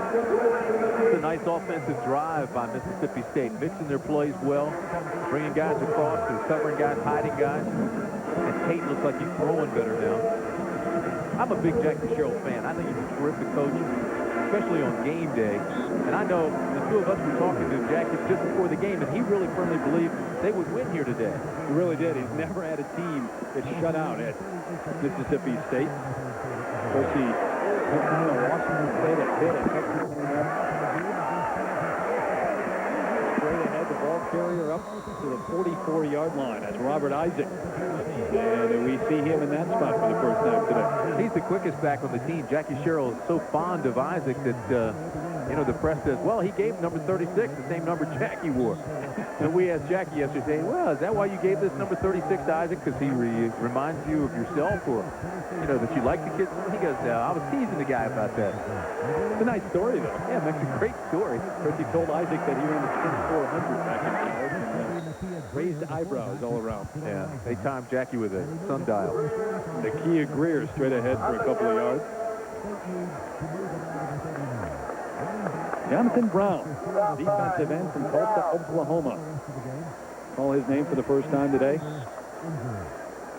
The defensive front that obviously struggled against Florida last week, but has been pretty solid in terms of putting pressure on from the end spot. Steve White, Jonathan Brown, Leonard Little. Another big third down play here for Mississippi State to keep this drive alive. And they drop the flag and blow it dead. There's a marker on the play.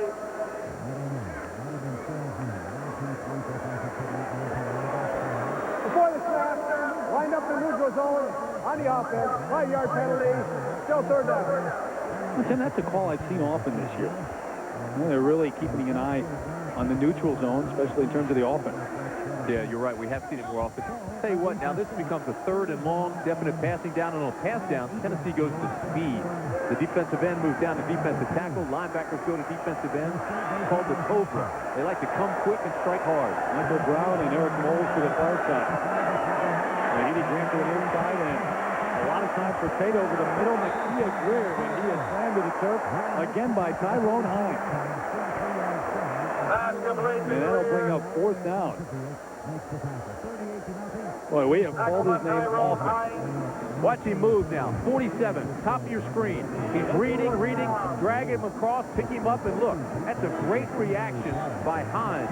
He had a zone area, looked for anybody crossing in front of him. Once he saw him coming, he locked on to him and hit him 3 yards short of the first. Couple of good linebackers here, Tyrone Hines and Scott Gallion. And Mississippi State decides to go on 4th down and 3. They have to get to the 39. Molds with the catch, and he has the first down. So they go to the air on 4th and 3, and they go to their trusty receiver, Eric Molds. That's a well-designed play. You know why? Quarterback takes a 3-step drop, virtually impossible, even if you come through untouched, to be able to put the pressure on him. The other thing is, see, here's your 3-step drop. You can't get to him, even if they let you come free. The other thing is, Molds comes on the quick slant. Hard for a defensive back to stop because he's got inside leverage on you. He's between, you've got the receiver between you and the ball. He's got the advantage big time. Probably a play you never would have seen last year with the big backs in the backfield from Mississippi State.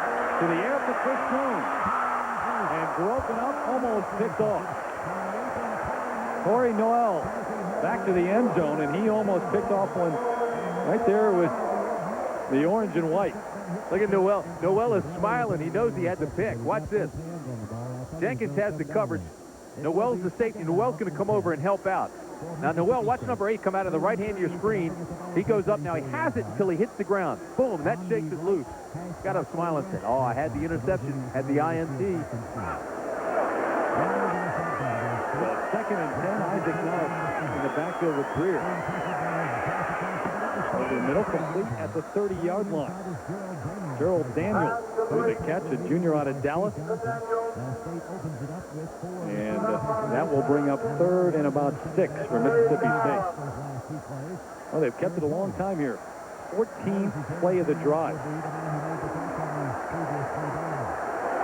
Steve White goes out of the ball game. Jonathan Brown comes in at defensive end for Tennessee. Passing situation, obviously. Here and Isaac out of the eye. Here comes Robert Isaac. Straight ahead, and they go to the ground and get the first down. Well, and that's a good play because, as I said, it's a passing situation, obviously.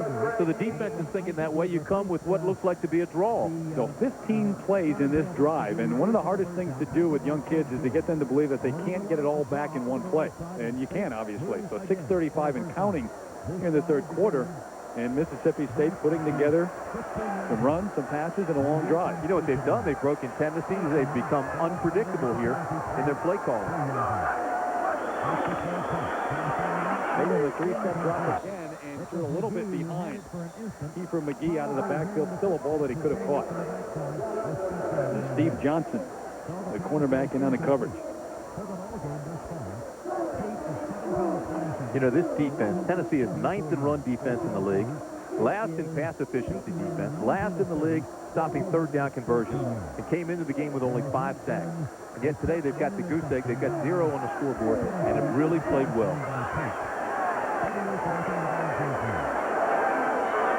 2nd down and 10, and out of the shotgun is Tate. Under pressure, down he goes at the 32. Steve White with the sack. And that's his 3rd of the day. Here's a guy that had 7 sacks last year. He has 3 here today. He's the Vols' big play leader. Former outside linebacker. They like to use that speed. They put him at defensive end, and you can see the speed right there. I mean, he just ran around Brent Smith, who's 280 pounds. Used that quickness and got by him. Never got touched. 3rd and 18. After the loss of 8. Makes the throw again. Under pressure again. Little missed it. Over the middle of the Moles, inside the 5 and into the end zone. Touchdown. The scramble by Tate, and he goes to Eric Molds for the first touchdown of the day for Mississippi State. Watch this. This is an adjustment pattern. Number 1, Tate feels the pressure right away coming from the outside and rolls out of it. Now you've got to skate with him if you're a receiver. He looked the entire field. Molds never quit on it. Adjusted, got behind the 2-deep zone, makes the catch and goes in and scores. That's a great adjustment by the receiver and the quarterback. Look at it now. Here's Molds. He'll look for the open area. He's got the hand up, say, here I am. I'm coming with you. He finds himself behind the 2-deep zone, waits for the ball, then fights for his way into the end zone.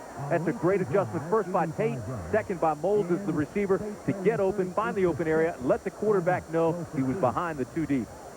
30-yard touchdown pass to Eric Molds, and Molds very quiet early on in this game, but now has 10 catches for 137 yards and a touchdown, his 4th of the year. And now the Bulldogs will line up and go for 2. Jones and Moulds to the near side. 4 receivers in. Couple pass inside. There goes Greer into the end zone. So they spread the field and go inside underneath to Nakia Greer. It is now 38-8. You know, I think that's the best play in football. I love this play. This is the old Lee Gross Cup, kind of underneath. It's either incomplete or it's complete, and it's good for big yardage.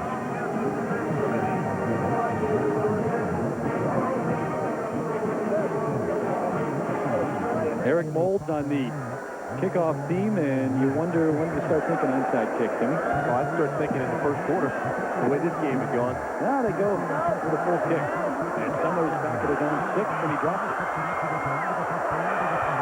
And a good return after the drop. He brings it back out to the 34-yard line. I say that facetiously, but the way the game started out, obviously, Tennessee took control right away. This is a great drive for Tate. Tate on this drive was almost perfect. He hit 8 out of 10. And they put points on the board. And the one that they did score on, of course, was the 31-yard touchdown, where he actually scrambled, used his escapability, lost some time, and hit Moulds. Of course, you were making fun of me. I said that cover pass, a little shuffle pass, either complete or incomplete. No, it's a true statement. Well, what I mean by that is you don't run the risk of having a fumble. You know, if he drops it, it's an incompleted pass.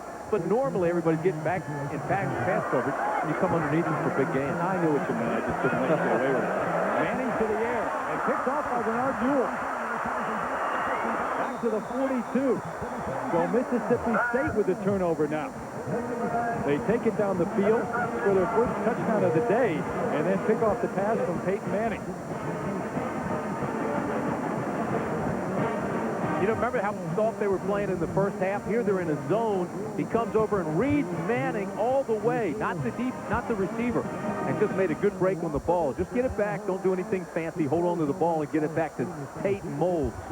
Nice play by Ewell. Ewell was out on the last series defensively. Remember, he had the injury, so he's back in and obviously not phased at all. First down, Keefer McGee, a lot of room. Down to the 26. And new life for Mississippi State, a gain of 15. You know, and looking at their sidelines, guys are bouncing around and clapping. The same thing on the field. They're starting to get some positive feeling back in their bodies. Hey, maybe we can turn this thing around. Maybe we can score this time and at least put some points on the board where we feel good about ourselves. Absolutely. Whether or not they can come all the way back, you know, you do some positive things here in the second half, which they did not do in the first. Greer and McGee out of the eye. Play action for Tate. Up top, Chris Jones, incomplete. Good coverage by Steve Johnson over in the corner. And there's one man who they have shut down today, Chris Jones. He's got pretty good speed, too, Jones. Here's a guy that's 6'3", 215 pounds, but he gets good coverage there, all the way inside and out. Now, there's Knowles. He comes over as well, but Johnson's been playing very well. Johnson came in, remember, when Terry Fair got hurt. Johnson has been in a lot of man coverage and has done quite well. Chris Jones had, 7 passes coming into the game, and he has only caught 1 for no gain. And Eric Moulds, actually Shaston Coleman, number 7, a little bit quick getting off the line. Chris Jones is not a name we heard a whole lot about. 2 years ago, he led the SEC in yards per catch. Very quickly, let's go to John Saunders in New York. John? A slight tear and could return. Jimmy, I've never heard of that. No, I haven't either. I heard in the first half, I thought they said ACL. And if that was the case, you wouldn't want him to return. 2nd and 15, Tate under pressure and throws it to Nakia Greer, but they were too close together. Just about took Greer's helmet off. Well, a lot of football left in that Texas A&M Colorado game, too. Well, and you have a talent like Detmer. I'm not so sure that you want to take the chance, even if, until he gets an MRI to determine how severe that tear is. Well, that's my point. I mean, if you know it's not torn, then obviously you may put him back in. But if it's torn, I'm not sure you take that chance.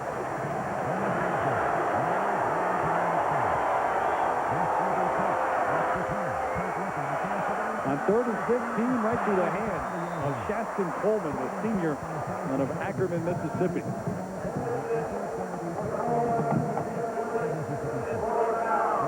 Coleman, they say, is an outstanding receiver, but this ball's got to be caught. I mean, that ball's perfectly thrown. Coleman, again, one of those big guys. He's 6'3", junior college transfer.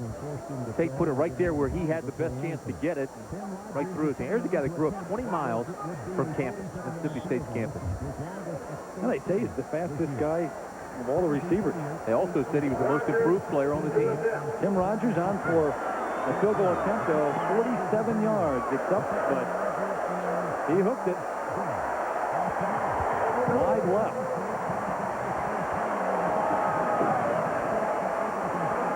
So the score remains 38-8. Tennessee with a big lead through the third quarter. Over 95,000 here at Neyland Stadium, most of them dressed in orange. This is a stadium, as Tim mentioned earlier, that's going to be expanded by the next year. They'll have about 100,000 as they fill in the end zone that right now does not have an upper deck. You look at the SEC West today and the East as well. Kentucky with the win earlier today, so they have won 2 weeks in a row. This is showtime for Graham. He's just turning it on. All 5 carries in that last drive. Starts off this drive with a big run. Goes ahead for the first down. Gain of 12. Georgia, Mississippi, Memphis, Arkansas, TCU, Vanderbilt, and Rice, LSU. LSU, how about the start that they've had, huh? Jerry DiNardo. I'm happy for him. I tell you, it's been rough times down in Baton Rouge for a few years now. Manning on play action, rolling out. David Horn, the tight end. Jimmy Lipscomb there. Stopped from getting the first down, and Horn is down. Boy, David Horn's legs came under him in a funny way that time. That loose turf. I was surprised yesterday. They didn't cover this field, and it rained all day. They said, no, it doesn't need it. It's got good drainage. And we were down on the field before the game, and it is in excellent shape, but somehow his legs kind of slid and got under him in a funny way that time. Tennessee's tight end David Horn making his 6th catch of the year. Watch the end of this play. Now watch Horn's legs after he gets hit. Or he tries to stop. You can see his feet give way. Now watch. The tackler now takes him back, and look at the right leg. And to find out more, let's go down to the field, check in with John Spagnola. Well, we'll check out David Horn's status, guys, but you know, that's kind of the difference right there in the ongoing argument between AstroTurf and grass. AstroTurf is so sticky, people wind up hurting their knees or ankles because your foot gets stuck. In this case, the foot slipped out of David Horn, and he's now being attended to. It looks like they're looking at his right ankle right now. You know, this, in fact, this was the stadium that had the first AstroTurf. That's right. Doug Dickey was the head coach. Now he's the athletic director, and they went back under his direction again and went back to natural turf. And they took a big chunk out of the turf there on that play. Now they're cutting his shoe and sock off and looking at his ankle. Now, John, let me ask you, all those years with the Eagles, obviously you had the turf there. What's your feeling on that whole controversy? I like the grass. I mean, I think the injury situation with knees is about 50-50. I don't think you can make an argument that turf is worse for knee injuries than grass. But I know as a player, you feel a heck of a lot better after a grass game. I mean, the pounding that you take on AstroTurf from how hard it is what wears down players over the length of a season and over the length of somebody's career. Boy, John, I think if you talk to any players, they'll tell you about 9 out of 10 would say, you know, they definitely prefer natural grass. John, I would love to see the statistics on that because I would have to believe that there are more knee injuries on AstroTurf than there are on natural turf. Not surprisingly, the NFLPA has done some studies over the years, Tim, and it's about 50-50. I mean, most of the players had trouble digesting those statistics and agreeing with them, but I have seen them over the years. And AstroTurf, you've got to accent your steps. Your foot gets caught. Once it's locked, that knee is the weakest joint on the strongest limb of the body. Well, the lineup next Saturday, noon Eastern. You'll have At the football game, he thought his kids were ready, and all that was behind him, and we brought it up. He wasn't happy about that, but that Bill's a terrific guy. Absolutely, and obviously you know that the head coach, you wouldn't want to have to deal with it either, but that's part of being a head football coach. And there goes David Horn with the thumbs up sign, and let's check in with John Spagnola. And David Horn going off the field like this, the official word is he broke his ankle, and obviously they're going to cast that up, but it looks like he's out for the season. All right. It's a simple fracture. It's not a compound fracture, but it's definitely a broken ankle. You could tell he was in pain right away, but when they cut off the shoe in the sock, you knew it was something fairly serious. Here goes Eric Lane to the outside, and Rod Harris tries to bring him down. He carried him for an extra 5 yards with a 25. You know, it's amazing to me. We talk about simple fractures and compound fractures. Oh, they're all painful. But I wonder if he knew he broke his ankle right away, because as soon as the trainer came out, he talked to him and then cut his shoe off. He may have said, "Hey, I broke my ankle. I felt it go." Not a simple fracture if it happens to you. Yeah, I'm not sure that. I mean, that's the word that's always used, but I'm not sure it's the best word there. First down at the 25. Jake Graham tries to go outside, but he can't get there, wrapped up in the backfield. Great effort by Michael Lindsay, the defensive end. Came from the backside and chased him down and made the hit. Showed pretty good speed there coming from the opposite side. Look at the guns on these guys. And they all spend a lot of time in that weight room. Make a trip in there this week? I'll see you in there. Up top after the pump fake, and out of the end zone. The intended receiver, Joey Kent, and speaking of injuries, a week ago against Florida, Joey Kent suffered a concussion and actually a lacerated tongue. He bit his tongue, did not have his mouth guard in, and a wicked hit. Actually got sutures in his tongue. Boy, look at this. And certainly over that today, obviously, so we can add on to the ledger. Graham, huge second half. Graham has just exploded in this ball game. And they've kept it on the ground here in the second half for the most part, too. And why not? Better than 5 yards every time he touches it. Step back again is Graham. Going to the air. Greg Tyler complete to the 13-yard line. That'll be enough for the first. They'll move the chains. And that's Trey Mack who made the tackle. Remember, he had the groin injury. He's been out. Bernard Ewell started for him today. On comes Mack, and now he's injured. They didn't want to play him today. Comes a time when you feel like you've got to get him back in there. Mack was asking to play. He's got that bad groin. Missed the LSU game, as you mentioned, or actually missed it. And look here. Again, he spreads his legs and falls funny. And when he does that, I wonder if that groin again got yanked. It may be the groin. He hurt it actually on the last play against Memphis, the first play or the first game of the year, and has been out.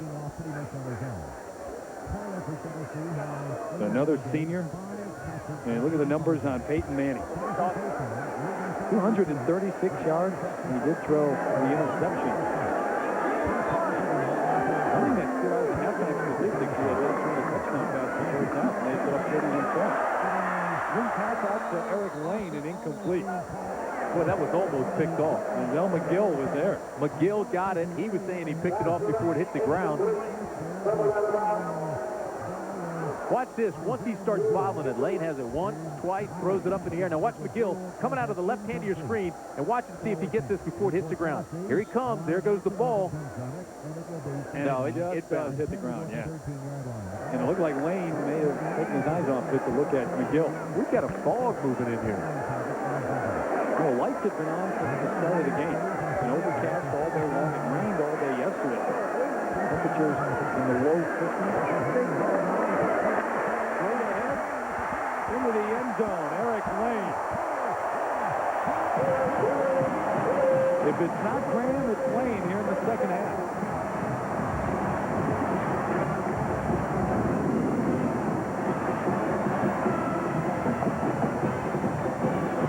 Tennessee says the rules now, boys. Straight ahead, no fair dodging. We're coming at you. Eric Lane with a 12-yard touchdown run, his second touchdown of the year. Watch the block by Peterson, 73. I mean, that's a pancake. Just open that hole wide. Lane came through. And I'm telling you, 6'2", 217 pounds. He got it rolling right into the checkerboard square. That ball split to the uprights for the extra point. And another TD on the board for the ball. Well, what a block by Peterson, 73. Look at him just taking out everybody on that right side. Boy, that's a pretty good block right there, too, by Bubba Miller had a nice block on Curry. Bubba on Curry, the linebacker, 71, just rolled him out of there.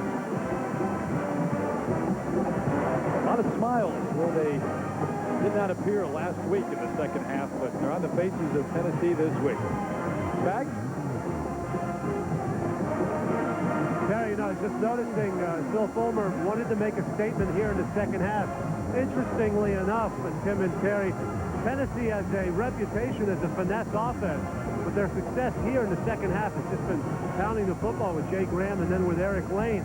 So you got to think, this offense is very effective keeping the ball on the ground, and I think the big offensive linemen like the fact that their coach has confidence in them to run this game and to establish themselves in the second half like this. John, how about those blocks by Peterson and Miller? I mean, they just dominated guys. Yeah, and the seniors are staying in this game, too. We thought we'd see some alternating. Michael Brown takes the kick and goes to one knee in the end zone. And we'll take this time to check in with John Steiners again in New York. John? And some more in the third and an exciting fourth quarter, I'm sure, up in that one. Remember, Texas A&M, maybe you win this game. A lot of people feel that they will cruise the national championship. I'm not so sure I'd hand it to them yet. From here on out. Eric Moulds with a catch on first down out at the 22. Ron Jenkins, the cornerback, on the tackle. That's 11 catches now for Moulds. And the drive for the Vols, 8 plays, 69 yards, and just over 2 minutes taken off the clock. Eric Lane with the touchdown run.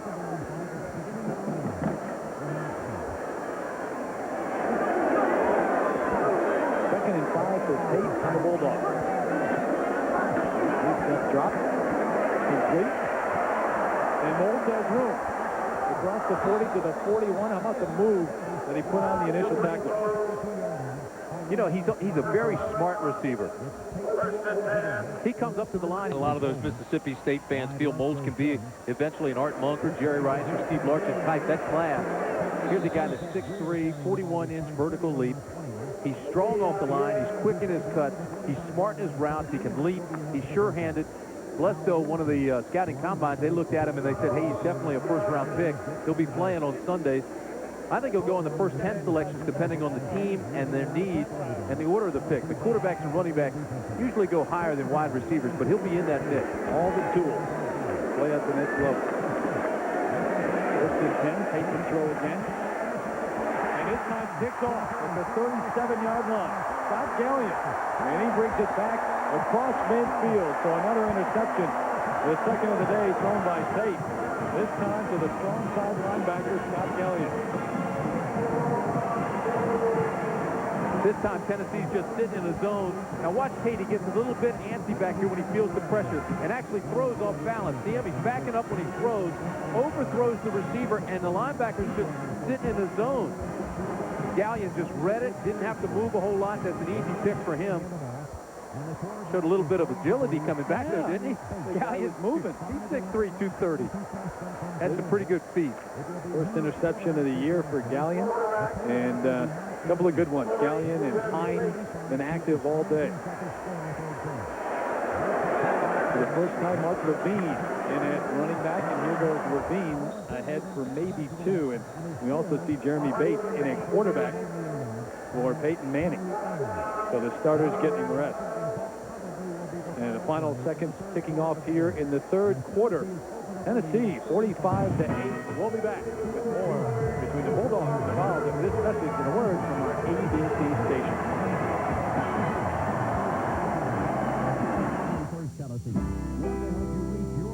A lot of what I do goes on behind the scenes. Welcome back for the final 15 minutes here in Knoxville. Tennessee up big time in this one. Terry Gannon, Tim Brandt, and John Spagnola. First and 10 for the Vols. And they got the second team in right now. Jeremy Bates, the quarterback. And here he comes to the near sideline. Flags all around, and Bates out of bounds at the 35. They'll bring this play back. It's going to be holding against Tennessee, but it's a good look at Jeremy Bates. 5'10", 172-pound freshman, son of the former Tennessee star, Jim Bates. Now with the Browns, coached here. And a face mask against Mississippi State.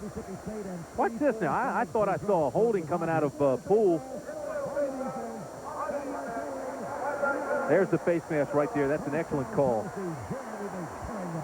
Iris Gilmore. So that'll carry the ball all the way down to the 30. You know, Bates is a great student, too.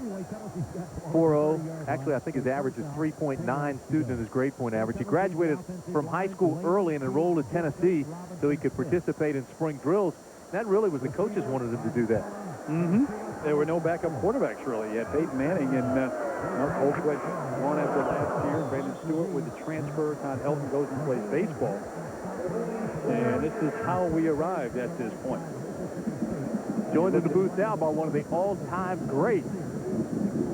Guy I respect and look to as a friend, Archie Manning. Archie, how are you? I'm doing fine, Tim. Great to see you. How you doing? Archie, Terry Gannon, Hey, how are Terry, you? how are you?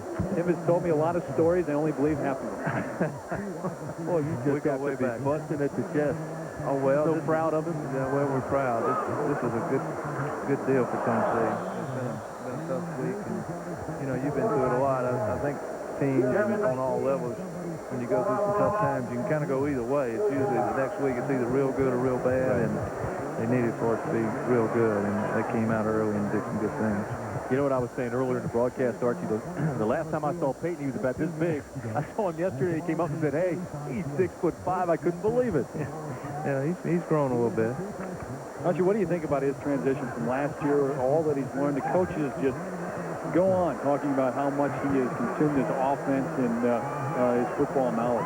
Well, Terry, you know, it's so much that you can, a year's experience, just being on the field is so good for young people, no matter what position you're playing. And he, as a freshman, he kind of got thrown in there, and I didn't know if it was good or bad, but if you come through it with a positive experience, which he did, the experience is just invaluable. And to come back this year and be able to kind of, you know, just be comfortable and confident and have it to himself.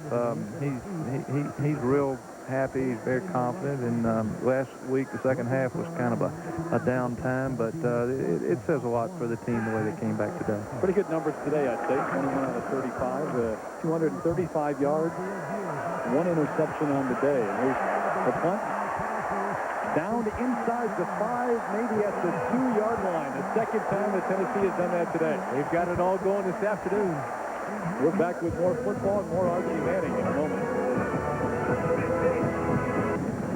13:27 left in this one. Tennessee up big time, and for the third time today, Mississippi State starts within their own 10-yard line. That punt down at the 2-yard line.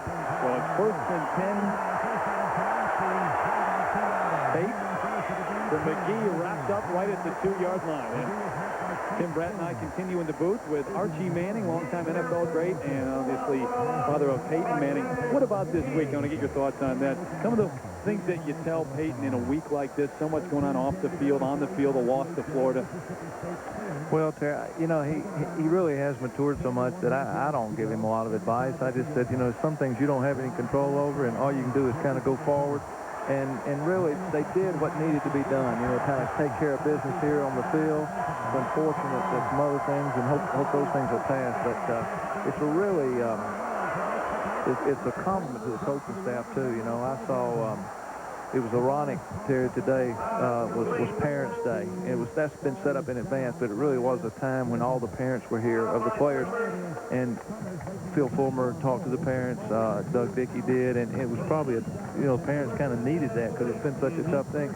And I really got to take my hat off to Phil Fulmer, the way this was a tough week for him. I bet he didn't sleep 8 or 9 hours during the weekend, but how positive he was and the way Peyton said the practice was good, everything was upbeat, and they're just going to try to, get through this thing and get a win. Hopefully they have, and it really says a lot for everyone. That completion to Eric Moles for a first down. So here goes Tate on 1st and 10. Bobbled by Moles and now complete. Ron Jenkins on the coverage and the hit. I think Eric's going to set some kind of record here today. He's what a great looking football player. That's about 14 catches for him right there. Archie, how often do you talk to Peyton during Just the a week? couple times a week. Last year, I will admit, a little bit more. He was calling pretty hard. So I see a big change.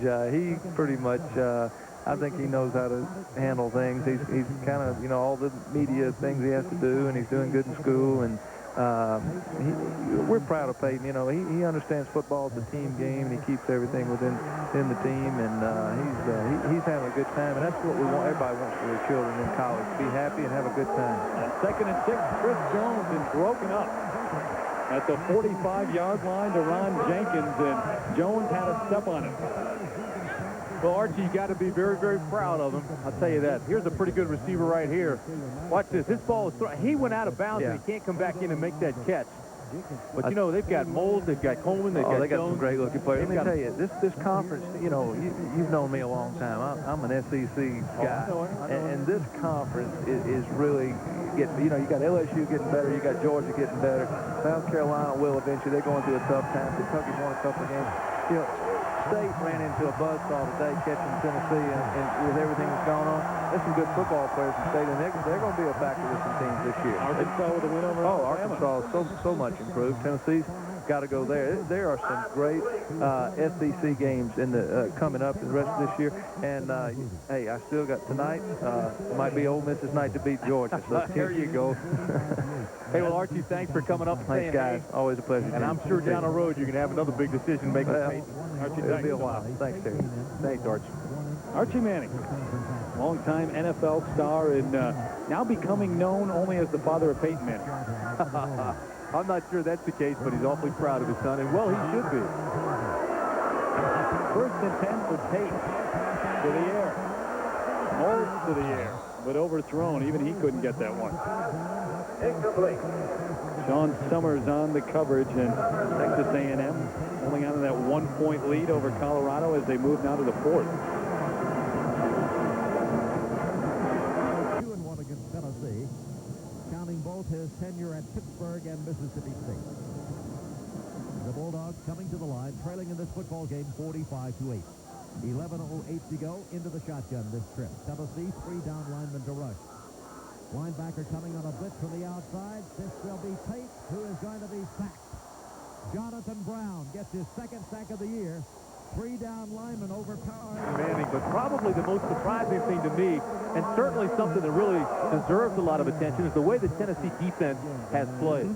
I mean, they have played aggressively. They've been flying around. They've been carrying out their assignments. Sure tacklers. They're wrapping up guys.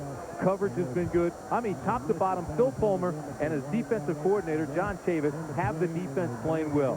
Now look at the pressure. Tate's been under pressure all afternoon.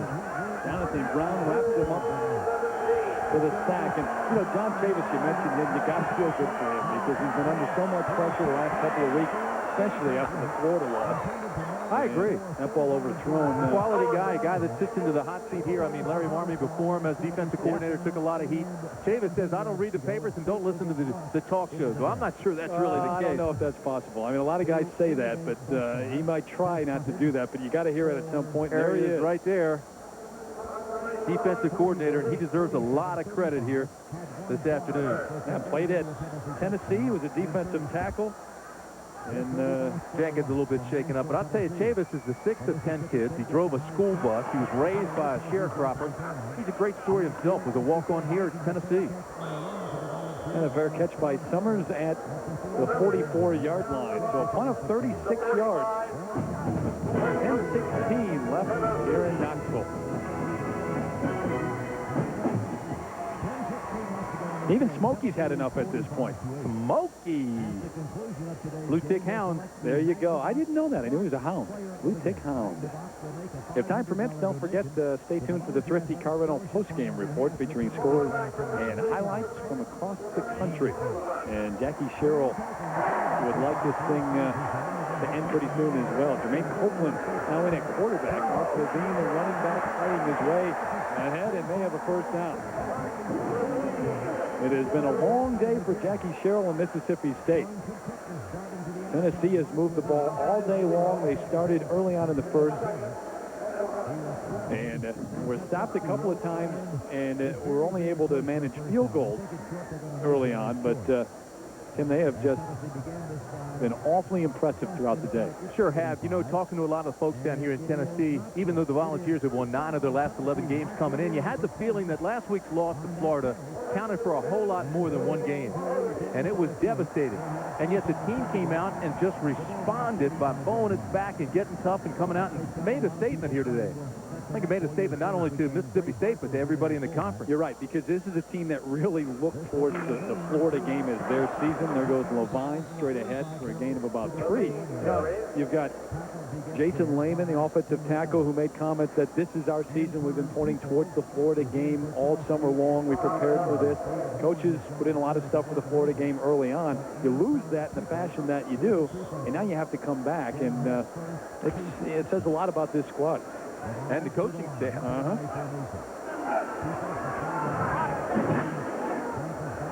Second and 7 at the 42.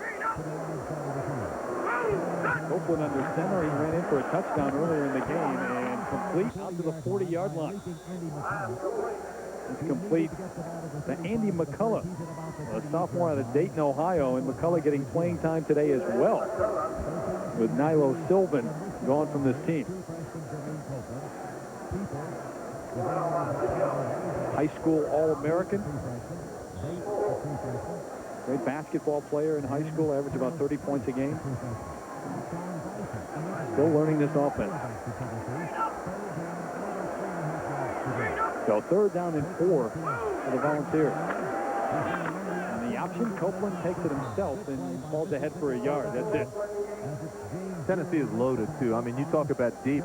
We've already seen 3 quarterbacks. We've seen a lot of wide receivers exchanging offensive linemen. Defensive, they're moving around, moving guys. It's a deep team. I mean, and they're being smart, too. They're working guys in. They're working young guys up so that they'll be around for a while and they'll have experience when they do get their chance.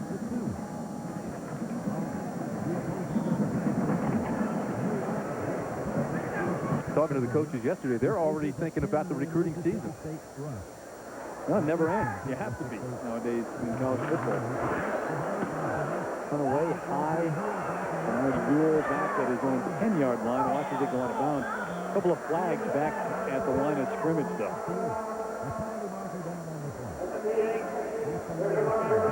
So we'll see if they'll bring it back. Offsides on Mississippi State.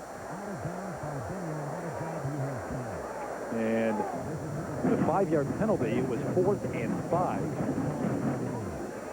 And we'll see if it in fact does give them the first down. I believe it does. Yeah. They only had 4.5 to go, so they should move the chains. There they go. Offside. Defense is 4th down, less than 5. Penalty results in a first down. As a coach, that's really got to burn you, too. Oh, especially Jackie Sherrill, who came into this game, and we talked about it before. His team led the league with the fewest number of penalties. And late in a game like this, Tim, you look up at the scoreboard, and obviously this is not a game in which at this point they're going to come back, but you get in bad habits. You allow yourself to do things that you wouldn't normally do. And they have had some penalties against them today. The swing pass out complete. Inside the 20 down to the 19-yard line. And let's check in again with John Saunders in New York. John? What's going on there? Boy, that is fun. McCarty got tagged when he got in the end zone, didn't he? 25th first down in the football game.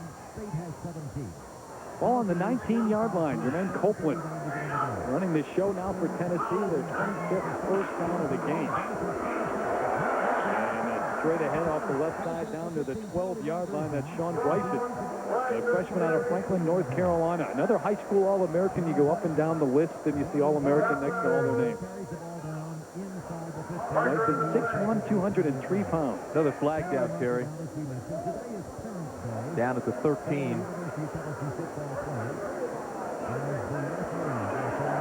Just had the offsides penalty, which allowed Tennessee to reach a first down. Replay it down. Holding, offense, incidental face defense, penalties off, repeat first down. Tom Gilbert telling us about the offsetting penalty. So they replayed it down. Boy, you look at Fulmer and you look at what he's done, and we've talked about the way things have turned around. They have 7 home games this year. That has to work in their favor as well. 2-1 overall in the SEC. And Copeland to Bryson bouncing around and stopped at the 19-yard line. Larry Williams among a couple of tacklers. And it has been a long day for this defense. They've spent a lot of time in the field, especially here in the second half when Tennessee has gone to the ground. You know, this club, Mississippi State, lost to LSU 34-16, but outside of that, the defense has played very well. And last week against Baylor, it was actually the defense that turned that game around. 5 lead changes. The defense played well, especially down the stretch. Made a couple of picks down when it got to be a tight fit situation, and that won the game for him. Bernard Ewell with the interception to really save the game for him. Bryson off left tackle, ahead for a couple of yards. Defensively last week, Mississippi State allowed only 5 yards per snap. Less than that, actually, in the first half. About 3 yards per snap. Came out here this afternoon, and it was like every time Tennessee touched it, they were picking up 12, 14, 15 yards.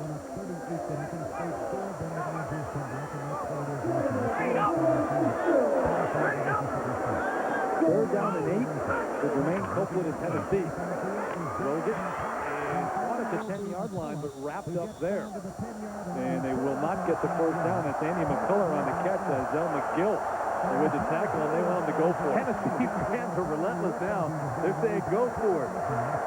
3 times they wanted Philip Fulmer to go for it.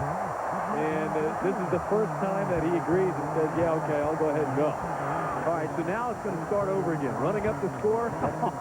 Don't bring it up, please. That's the topic everybody's talking about. I'm like Bobby Bowden. I don't believe that. I don't believe you got the second team in. Let them play. What are you going to do here? Either go for it or tack 3 more on the board. You give it to Bryson straight ahead. Does he get there? He's very close. See, I don't think he did get there. That's going to be awfully close. Is right. Matter of fact, the mark, if he goes, well, he is going to mark, and it looks like they're coming up short. Had to get to the 9, and I think he got just inside the 10, and he did. See, now that's smart on Phil Fulmer's part. She said, don't put the automatic points on the board. Let them go for it. Let the kids play. Let them enjoy themselves. And the way it turns out, the clock continues to run, and Mississippi State makes a good play. Absolutely, and he's kept it on the ground for most of this drive. In fact, most of the second. 8 Central here on ABC Sports.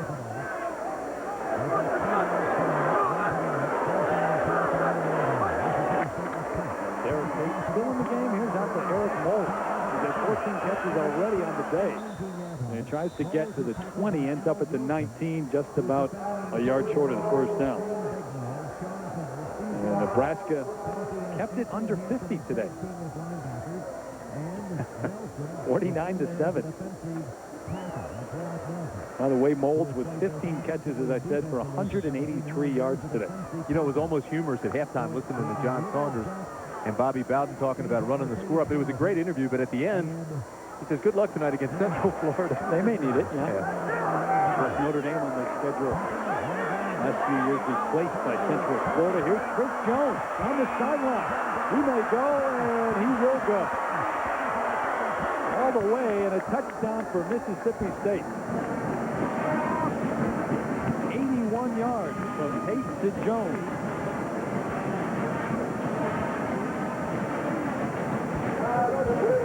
Been picking on that corner all day. Johnson came in, replaced Fair. Watch this. They're in a little zone coverage. They threw it over Johnson.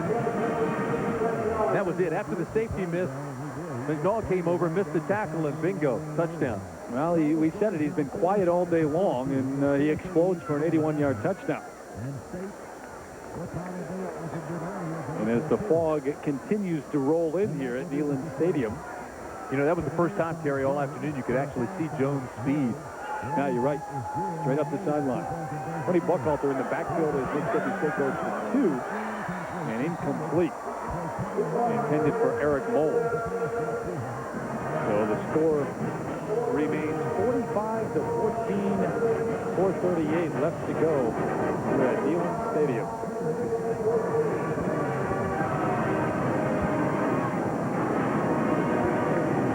Pontiac and your local Pontiac dealer, we are driving excitement. Jiffy Lube. If it doesn't say Jiffy Lube, it isn't Jiffy Lube. Domino's Pizza, when it's got to be deep, it's got to be Domino's Ultimate Deep Dish Pizza. And De Beers, a diamond is forever. 4:38 left, and most of the orange as headed for the exits here at Neyland Stadium.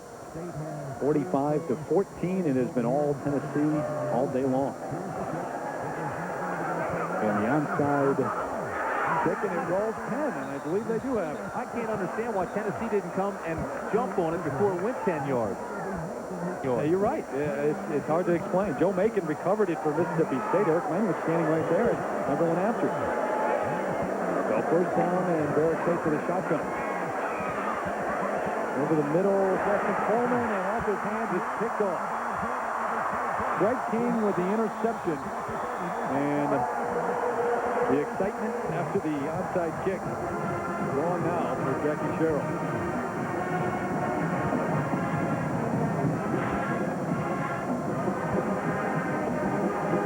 Then not a bad pass right in his hand. No, Tate actually did a very nice job. He bought some time and threw the pass. Coleman, we've seen him drop 2 this afternoon. This one just tipped in the, again, it's an easy pick for King. You know, it's the old tip drill.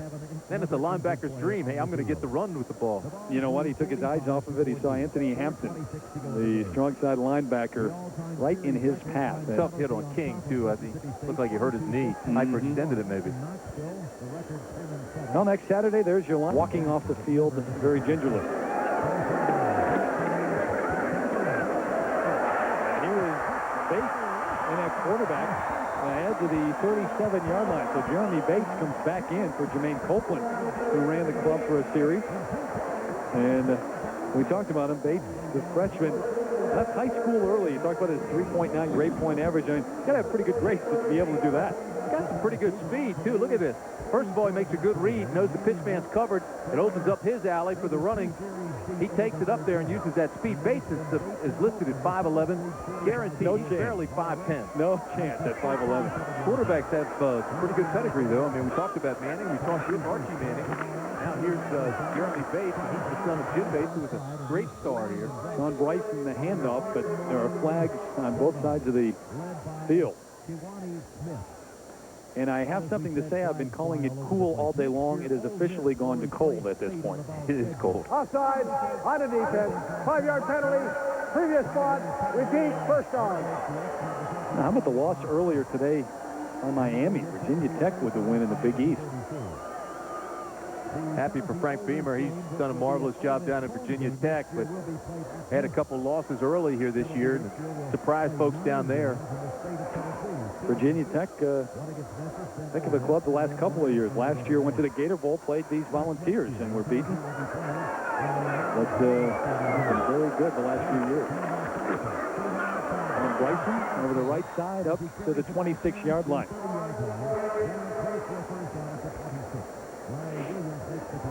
So 3:29 left in this one.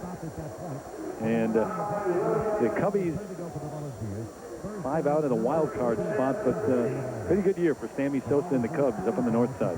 Good to see Pittsburgh's going to stay, too. I was some concern in McClatchy wouldn't come up for the money, and after 109 years, Pittsburgh would have to move on.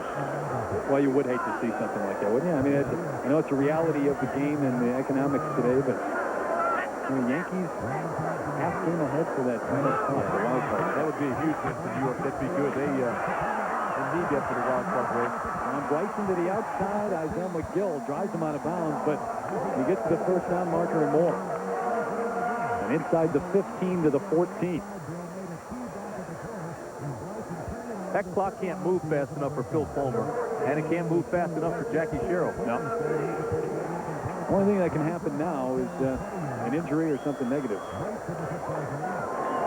We've had a few injuries today. This game was decided long ago. 31-0 at the half. Here comes Bates on the outfit. Keeps it inside down to the 6-yard line and close to another first down, maybe about a yard and a half short. Now, the other side of what we were saying is Jeremy Bates doesn't want this game to end. He's having some fun. He's getting some playing time. He's getting his repetitions out there. Yeah, and it goes back to that point. We had Bobby Bowden on at halftime with John Saunders in New York about running up the score and whatnot. I mean, you've got your second team in, your third team in. These kids want a chance to play on a Saturday. And you can't tell them just to sit on the ball. Especially when they go through 2 days, they go through spring ball. They want a shot, you're right. Phil Fulmer actually will have an opportunity now to look at these kids on film against SEC competition.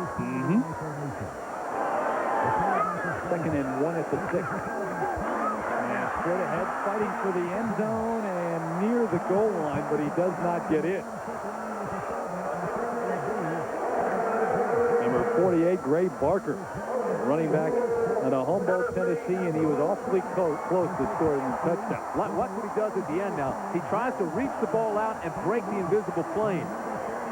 Right there. And it looks like his glove actually hit the goal line. The glove without the football in it.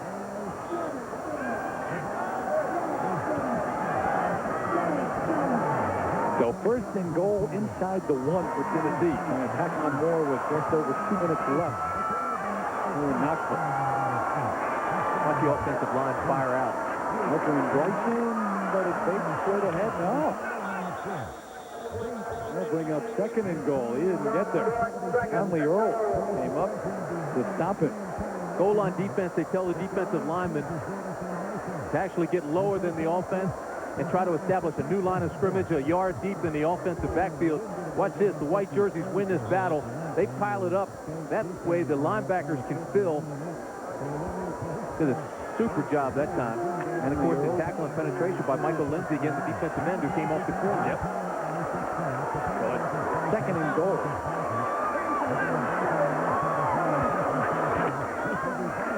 Bryson straight ahead. Is he going to get there? Yeah. Touchdown Tennessee, and he barely got there.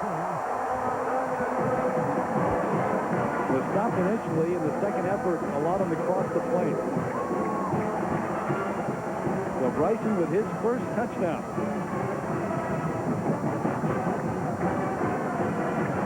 Again, the white jerseys, good, solid goal line defense. Watch Bryson. He's actually hit in the backfield. Now, it's again a second effort. I didn't think he made it. The linebackers, even the DBs now still trying to hit, keep him away from the goal line. But the signal was made from the side judge who had a great view right down the goal line. Hey, did Walt Harris get in the backfield? I mean, now? I mean, he hit him as soon as he took the ball.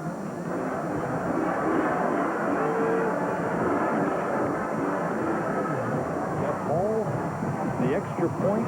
There have been many of those today. And it is 52-14.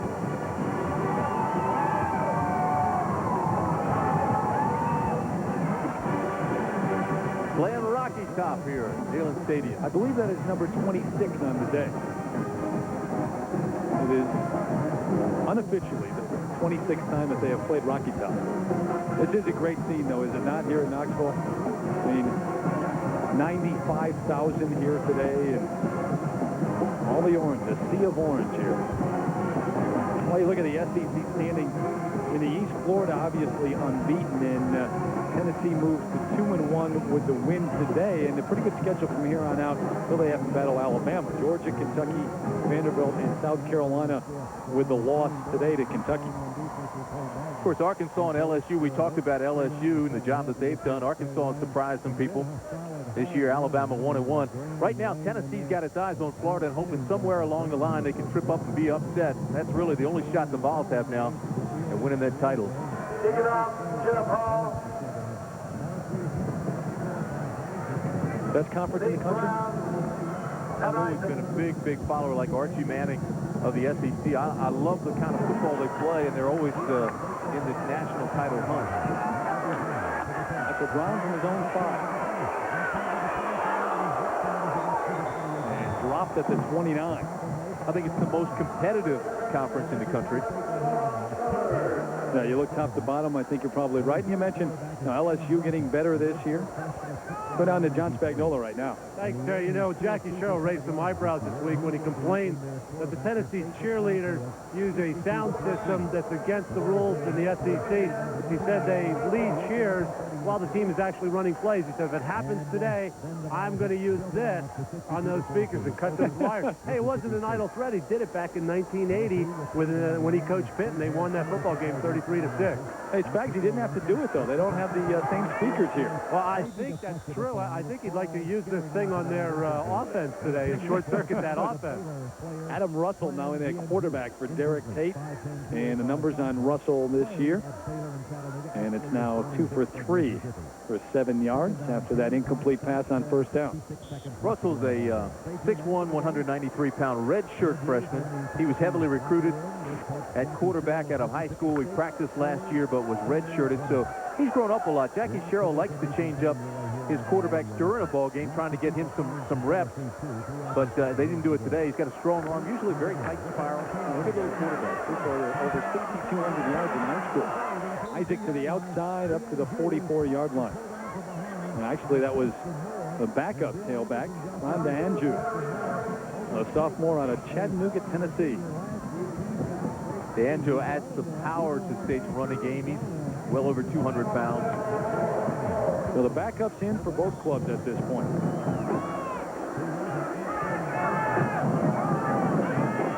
And it's McKinley leading Andrew in the backfield ahead for maybe 2 yards to the 46-yard line. And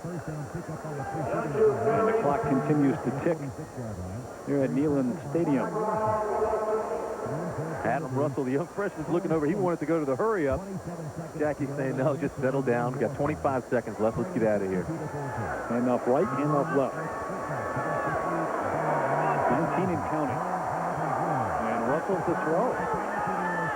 And underthrows the intended receiver out at the 49-yard line. That's to Andrew. So the clock stops with 14 seconds remaining. Well, it's been a surprising game this afternoon. I can tell you that. I think everybody felt coming in that Mississippi State, 8-4 last year, very, very much improved over that. Was going to give Tennessee all it could handle. Actually beat Tennessee down in Starkville last year, 22-15, and I don't know. It's been surprising to say the least. 31-0 at halftime. And they cruised from that point. So 3rd and 8.